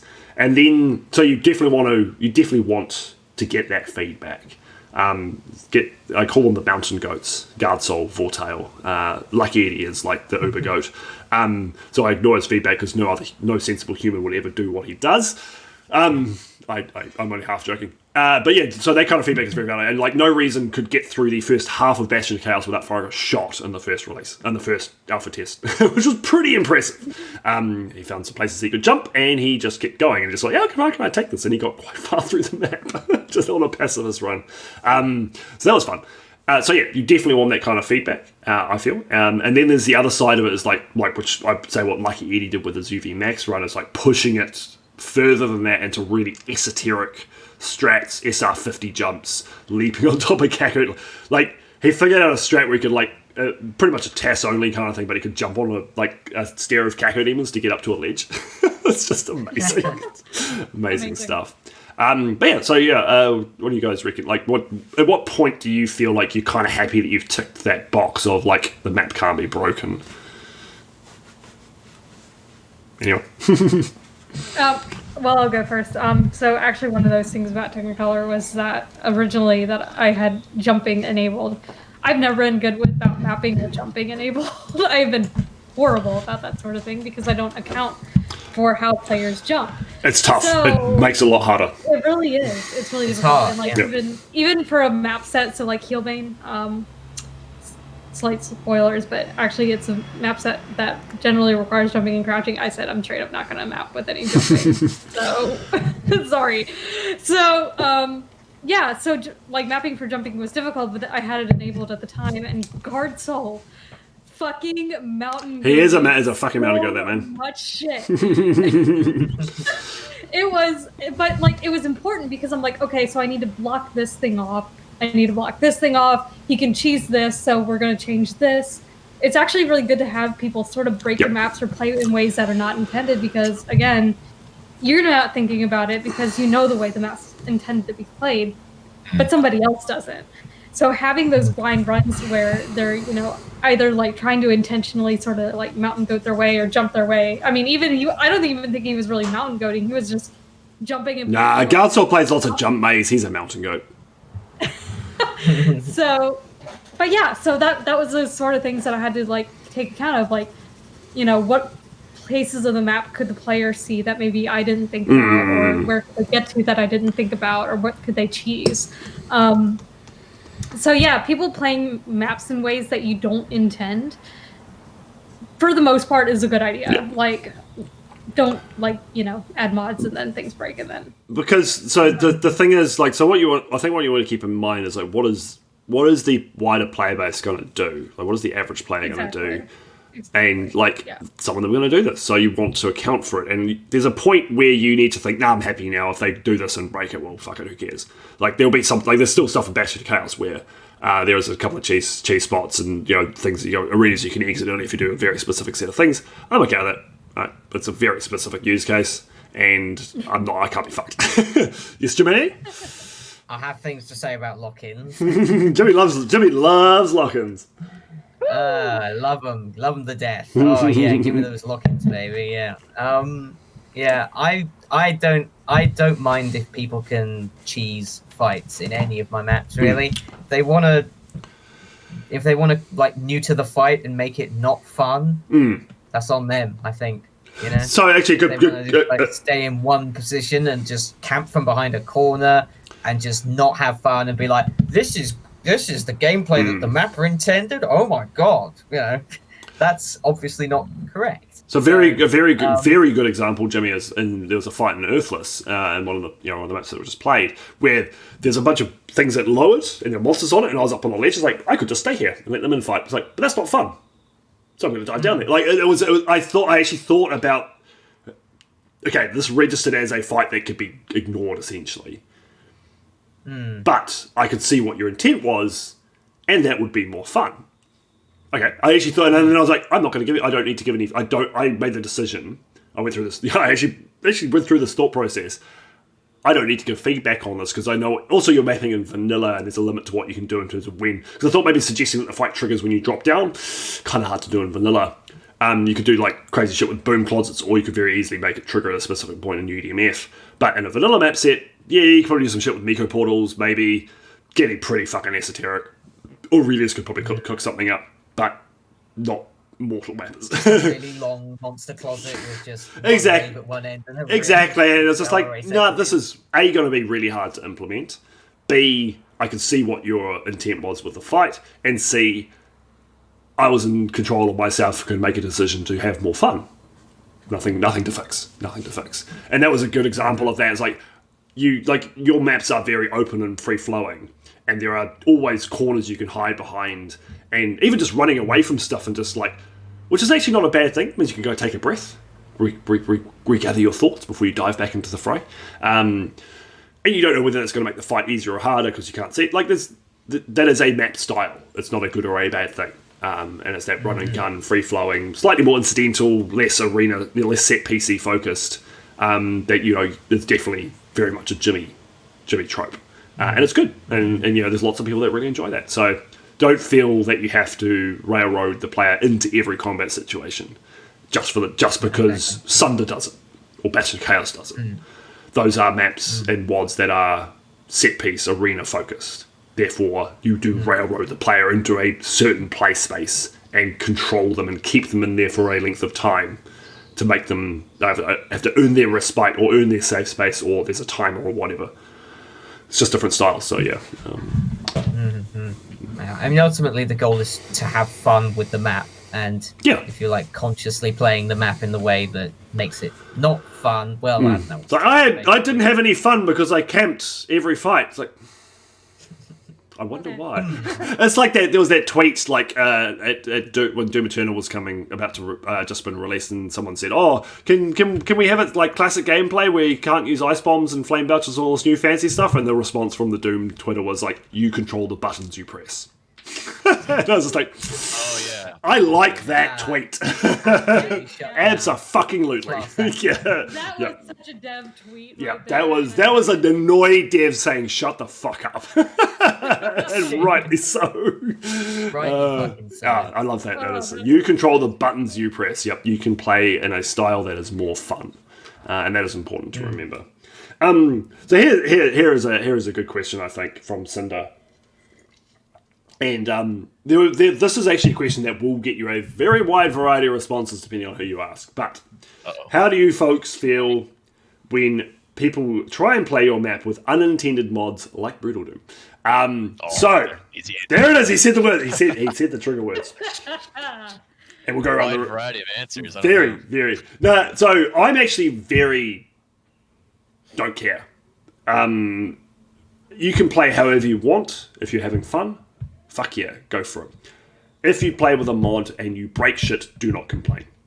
Do not ask mappers to balance their maps for your mod that you want to play with. Do not ask them to fix compatibility issues with the mod that you are playing with. Do not ever do that. It's the modder's job to make it compatible. But if you want to have fun and play with a mod, go for it.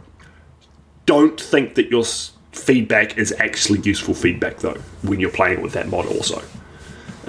Yes, I can see a few hands up. So yeah, okay. Ali, I will just say, like, as an aside, I probably will have to head out in like within the next 10 minutes. Yep, that's fine. Just to let everyone know. We'll probably that's good enough to. We'll make that the end in that case. But yeah, so you didn't have a comment on the question, Simple? No, I thought everything you said was pretty good. Yeah. I think if you're gonna break a map with this game, have fun in the way that you want to have fun. But don't wait if it breaks. Yeah, exactly. And be conscious. And if you are loading with mods, be conscious of any built-in content like Eternity or Technicolor Anti-Bitchbox. Did I get it right? I think I did. It's something like that. Yeah, or Faithless, like you're saying, Jimmy. That mod that broke that door. Faithless has a lot of custom content. Be very conscious of what you're putting it with. If it is something that has any amount of custom content, expect it to break. Don't load Age of Hell with Brutal Doom. It won't go well. No. What are you guys' thoughts on people doing like YouTube commentary and reviews on your stuff when loading mods? They do leave a bit of an unsavory taste in my mouth. I don't mind it per se, but it does. Also it depends on the feedback. Like if they're getting really, if they're getting really salty and angry because of the way that it plays, then fuck 'em. I'm gonna ignore it. I would say even the not so salty comments, even just like something that might be like ever so slightly passive aggressive, maybe, or like something like, oh, like that just doesn't work the way I was expecting. It's just kind of like, well, I don't know, like maybe play it the way it was originally made, and then you can make those sort of comments if they apply. But anything other than the base experience in which it was designed for, it's like I don't really see why that's pertinent to the map. Exactly. Really, Yeah. I mean, every comment I get on something that breaks one of my maps because of custom content being loaded on top of my custom content, every comment I get like that ages me 1,000 years. I'm so done with it. That is the like fuck off point. I literally had to write an etiquette guide because so on good my idea. website there's an etiquette guide that I wrote because basically I don't want to discourage people from using mods if that's what they want to do, but at the same time they need, like, one thing that I have always said about playing maps with mods is play it the intended way first. If that means vanilla, play it with vanilla. No, I'd actually disagree with that. If you're someone who loves mods, then play it with the mod first. If you're just playing, if you're a tester, don't fucking load it with mods. I would say like if the player will then make feedback. I think like as an example, if someone's going to go play Alien Vendetta for the first time, but they play everything with Brutal Doom or Complex or whatever, there's nothing wrong with playing that first with that mod. Like I wouldn't tell them to go play all of Alien Vendetta vanilla and them hate it because they don't like playing vanilla Doom. With like Complex, I think there was somebody playing Bastion with Complex. Cinder Thief played Bastion with Brutal Doom for 8 hours. He got his shit kicked in, which is pretty funny. So I actually think I think it always comes back to play how you think you will have the most fun. Do not blame the person who created the map if it breaks. That's it. If anything breaks, you're on your own. You're gonna want to go and talk to the modder first. Which no one seems to fucking do. The modder first, then talk to the mapper. If that's an issue that persists after you play vanilla. I mean, you can ask the mapper like, "Hey, has anyone played this with Brutal Doom before and did it work?" You can ask that question. Were there any issues? That's fine. That is completely fine, and the mapper will go, "Yes, no, maybe, I have no idea." That's you can ask these questions in a nice, pleasant way, and if you're nice and pleasant, you can go through that conversation. That's the key. So I'm again, because I'm curious. One thing that I did say about like Technicolor Anticolor Christ, I'm actually included Supercharge with the map because I'm like, I don't want you to play with any fucking thing else. That's different. You have the mod built in. Yeah. It's like, Age of Hell will be the same. You won't be able to load that with mods. It will break. So if the map has custom content, you probably shouldn't be playing it with mods. At the very least, expect it to go weird. But again, I even if people want to play Eternity or Tab or whatever with Brutal Doom or Complex or whatever the fuck, first time, as long as I don't complain about it, I don't care, to be honest. If they're going to have fun and they're going to accept graciously any errors that pop up and issues and go, oh, well, that was fun while it lasted, kind of thing, I got absolutely no problems with that. It's when they start complaining, blaming the mapper, asking them to fix shit, like demanding compatibility, then they can go take a long walk off a short pier. So here is another question. It's a good question, actually, from Dreams of Cosmic Ocean. Did mapping in Doom give you a new appreciation for development in not just Doom games but other games as well? And if so, in what way? Most definitely. As particularly, my goal is to get into professional game development. 100%. Very much changed the way I look at things. I'm much more critical in my thinking in terms of like, that was fun. Why was it fun? I didn't like that. Why didn't I like that? What made me angry? and like especially because I stream most of my gaming, like be able to like elucidate my thoughts and talk about why I feel the way I do, and I actually find that often helps like play down the salt a bit, because you get angry, then explain why you're angry, and like just the act of explaining it will make you less angry. So 100%, and I think because level design is my forte, like it's about progression and encounter design, all that kind of stuff. I focus on a lot more heavily than I used to, very much so. Partly because I'm looking to pick ideas and develop my own tool sets, but also it's just I just think like that more. And I noticed the same thing when I started playing the drums. I started thinking about listening to music in a different way, noticing the drums more and how things are done. And I'm sure Jimmy, you found the same thing. I think if you start getting an expert at a thing, you consume that product differently. Yeah. Yeah. The moment you become critical of something, it's almost like you're looking for things to dislike, even if it's by like a band or an album or something that you really, really enjoy. It's like you gain that critical eye and you get so much appreciation for everything that kind of goes on under the hood. Exactly. All those little fine touches, like, oh, that's really nicely done. That little, like, good example of drumming, like ghost notes. The normal casual listeners won't pick them up, but as a drummer, you're like, oh, it's just those beautiful ghost notes underneath everything. Wow.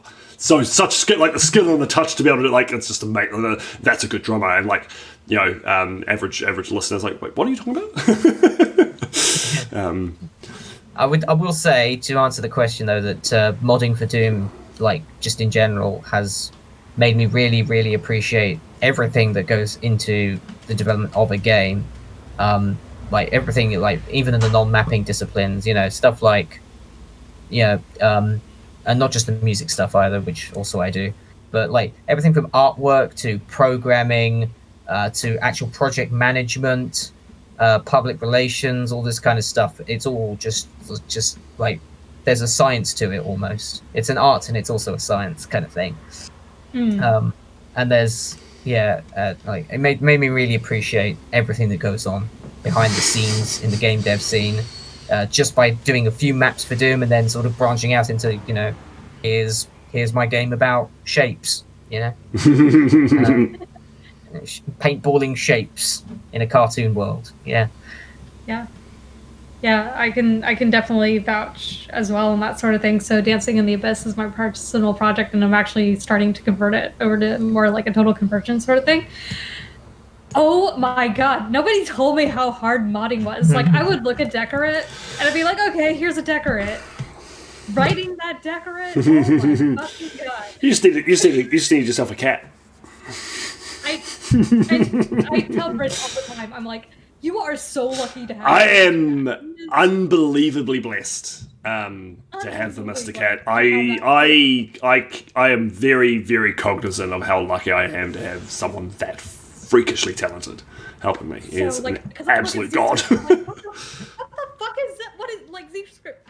It's like fucking black magic. It makes my brain hurt. Yeah, it's like coding. I understand Decorate to a pretty decent degree at this point, but Z-script's like a whole different thing to me, and I'm like, how do people do this and like forget like Unity and like C+ programming, all that stuff? I literally like did a degree in cybersecurity, and I will still never understand it fully, but I will appreciate the fuck out of people who do, because they have really dedicated themselves to what they are doing in their work, and they do it for fun. Yeah. And Mr. Cat, he's doing this for shits and giggles.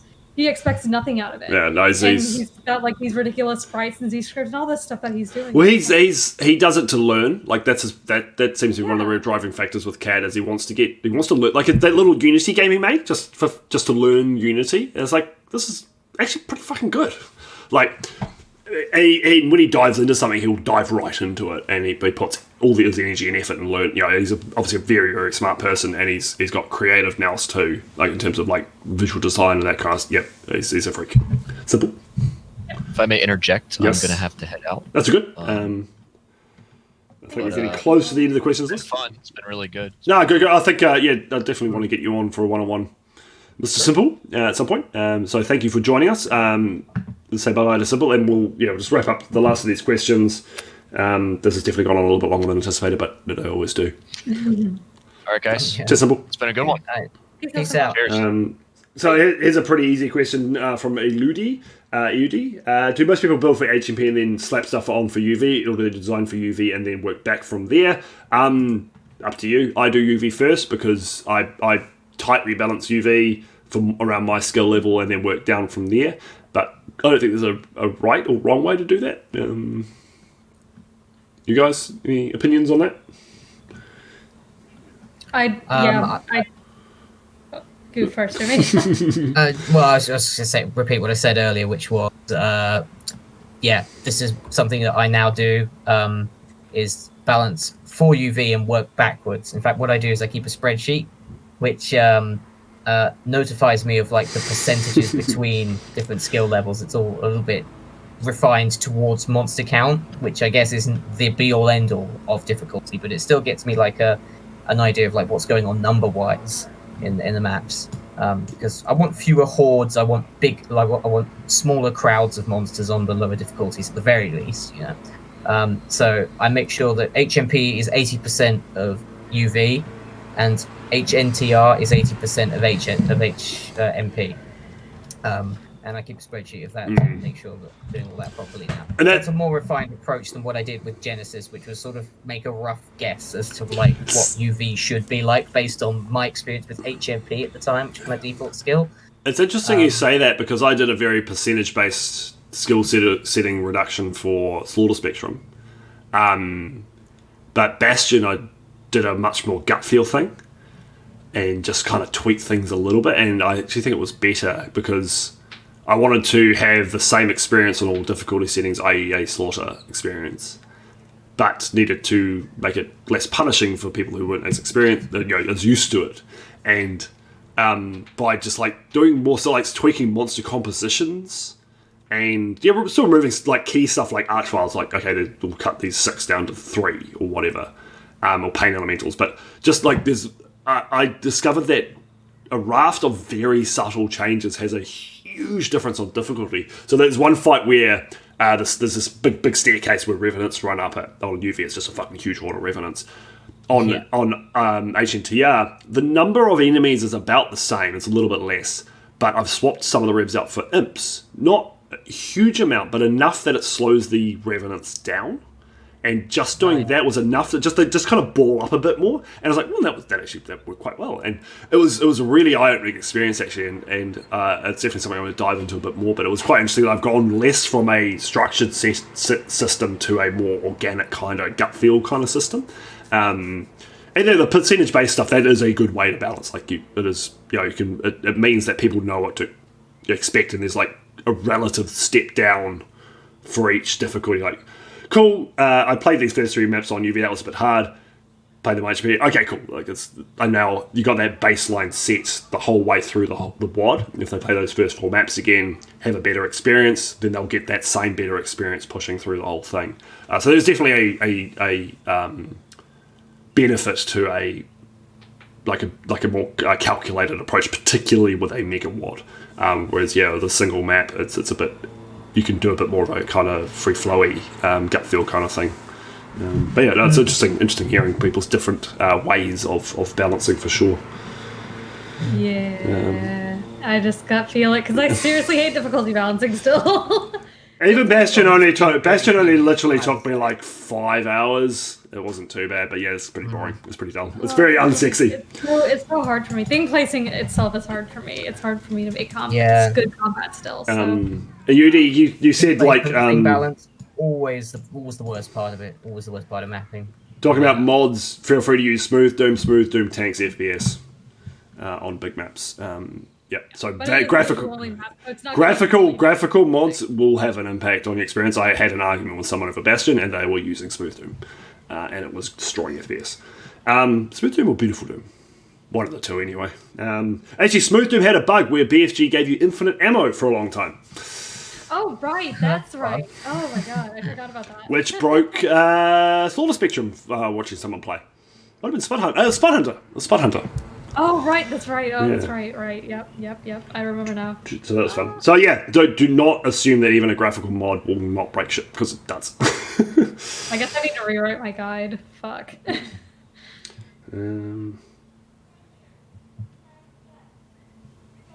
see is I it? think we're getting pretty close. I'm just like, there's so much chat to scroll through. Yeah, default vanilla is a very specific mod. It's actually not a good mod to load with things because it changes the monster behavior massively. Like Lost Soul, paint elements will become gore nests that don't move. It's something that should be mapped for, actually, which would be quite fun. Gavin Harrison. Oh, Gavin Harrison, he's such a good drummer. Yes, Afterglow. Yes. Here's the master of the ghost notes.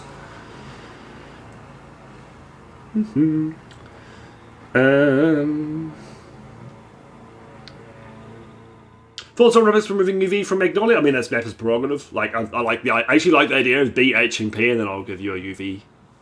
I like that, and I think like someone like Rubik's is esoteric enough to be able to pull that off. Yeah, I like that with me. I think that's actually really cool. I think it's a really good idea. Like a challenge setting, like beat it, and then you can have the hard mode. I like that. So just scrolling through. I will share something. I'll share a comment that came from my chat. Beautiful dream. Yeah, beautiful. Yeah. From Dreams of Cosmic Oceans, said, I'm honestly fortunate to have found this community between Arlene and BB because I feel like the community is encouraging people to learn to map on their own, but then be a pleasant guide when they need help. And yeah, a lot of that comes from, we're having been mappers for a long time and needing that sort of encouragement in our own mapping and our own journeys as mappers. We see that struggle and we don't want people to go through the same thing. One thing that I've always stressed very much to my community is I want to keep it a positive place and I wanted to keep it where mappers feel like they can flourish. And if they, some of them end up in some kind of toxic situations, and I encourage them strongly to get them out. If you need help with anything, tell me, and I will be very happy to advocate for you. If I need, if you need a little bit of a push, getting your map, your map's name out there, getting your name out there, I'm happy to do it because, I want to see mappers do a good job. Encouraging a mapper is not going to harm me as a person. Exactly. It's not going to. It doesn't cost you anything at all. I wrote apart a from post maybe a on little bit of time. It costs $0 to be kind, and that is 100% the truth. It costs $0 to be kind to anybody. No, I think there has been a move away from a lot of that old kind of gatekeeper-y elitist attitudes that comes with any long-standing community. To be fair, it's just things get entrenched, and Doom's been around for 27 years or whatever it is now, and yeah, that's just the nature of the beast of having people who have been part of this for that long. They get very weighed down with the weight of history, kind of thing. And people who might be might have been quite used to be able to throw their weight around 10 years ago find that they can't anymore, and it makes them grumpy. But that's why there was a comment about the dispersal of the Doom of this community, the diaspora we could call it, and Discord and Twitch are pretty much the main proponents for that, and it's a good thing. Doom World will always be a bit of a core in the ZDoom forums. They're there, and it's a great place to post projects that are finished and do dev threads and that kind of stuff. Fantastic for that, because people will always go there to check out new shit. But in terms of community interaction, building up relationships and developing ideas and networking, collaborating with people, getting that there's a much more organic way to do it with platforms like Discord and Twitch, I feel, and it's going to make the community better. And I see good things happening, and people like yourself, Arlene, really aggressively positive, and you, Jimmy, it feels like it's almost been a reawakening for you. Doom World was a certain thing, but you've produced a lot of new content over the last couple of years, with Faithless and now Earthless and Deathless and all these speed maps, and it's been great seeing someone who's very established, but becoming friends and hanging out with a lot of young upstarts and stuff, and it's great. I'm seeing a really cool blending of the positive people that have been there for a long time with some of the newer people coming into the community, and there's a great mixing happening. And there's people like Zenaro, who's an old school multiplayer guy, and Deet Saw, and kind of reappearing as well, and yeah, it's an exciting time for classic Doom for sure. Absolutely. And you look at you can look at the quality of what's been made the last 3 years. And I think that is a good measure of it. The WAD quality is fucking insane. It's been damn difficult to judge. Yeah, as a Cackerwoods judge, you'll know very well, and Artie talks about it, Nodjabber talks about like how fucking hard it is to separate these things out. There's so much good stuff. How fucking hard it is to judge, and because we've gotten so involved in some of the sub communities that we hadn't been involved in before. Like when I first started doing Cackerwoods judging, I wasn't involved in all these Discords. I didn't know anybody. I judged the maps, and now I'm just like, holy shit, like how many people are coming out of the woodwork with all this cool stuff. I will say, like, one of my little, sort of proteges, Warren, he voice assembly line, and like just, hearing how seeing how aggressively positive they are to start mapping, and then them saying, hey, I did this because you encouraged me to do it. It's like, oh fuck. Like I'm not trying to do me, but like I'm like seeing my name in the credit, like seeing that my name's in the credits to somebody's map, and I'm like, if that's the only thing I do in this community is encourage people, I'm okay with that. That's all. That's really all I want, is to see people flourish in this community. So anyway, just a personal side, but it's good. That's Joy Mapping 6. That was one of the very first community projects I got into. That's where I met Bridgeburner. So thank you for that, honestly. That was my first public map. So yeah, it all goes back to Jimmy. It all goes back to Jimmy. Yeah. No, like the cornerstone of the community. Yeah, you are. Pretty much, you are Atlas, and it's all full of art files. But like that kind of thing is it does people to gravitate to it, and it's you can't really understate how important those kind of things are for giving people that kind of start to their career, as it were. It's big. It's great, and thank you for doing such things. So I think that's probably that gush of positivity is probably a good place to end it. We've been going over 2 hours. So much for that. Yeah, about an hour. Motherload's gonna go like, fuck, this is a long podcast. You said an hour. So any final thoughts? We should probably tie it back to our original topic, but I think we've covered off everything I wanted to talk about. I think my last thought is just remember to have fun, whether you're playtesting, making maps, or just playing Doom. You're doing it to have fun. Be excellent to each other. And be excellent to fucking Ted. Bill and Ted knew what they were talking about. Very good, Jimmy. Anything else, Arlene? Be good cunts. Be good cunts. But be good to each other. Like I said, life is shitty, but we come to Doom because we want to have fun playing Doom, and that's one thing to remember most of all, is we are here to have fun. So keep it fun, keep it light. That's really the only thing I can say. And keep it real. Keep it real. Don't just be a yes man. But keep it real. So. All right. Yay, the heck! Yeah, okay, we can definitely end it now. We've got a yawl from Arlene. Thank you, everyone. Thank you to Jimmy, Arlene, and Simpletonium, who had to dip out a little while ago. Very much appreciate your time. It was heaps of fun, and definitely be doing more of this. So thank you all for tuning in to Burning Bridges with the Bridgeburner, and we will see you next time. Peace out.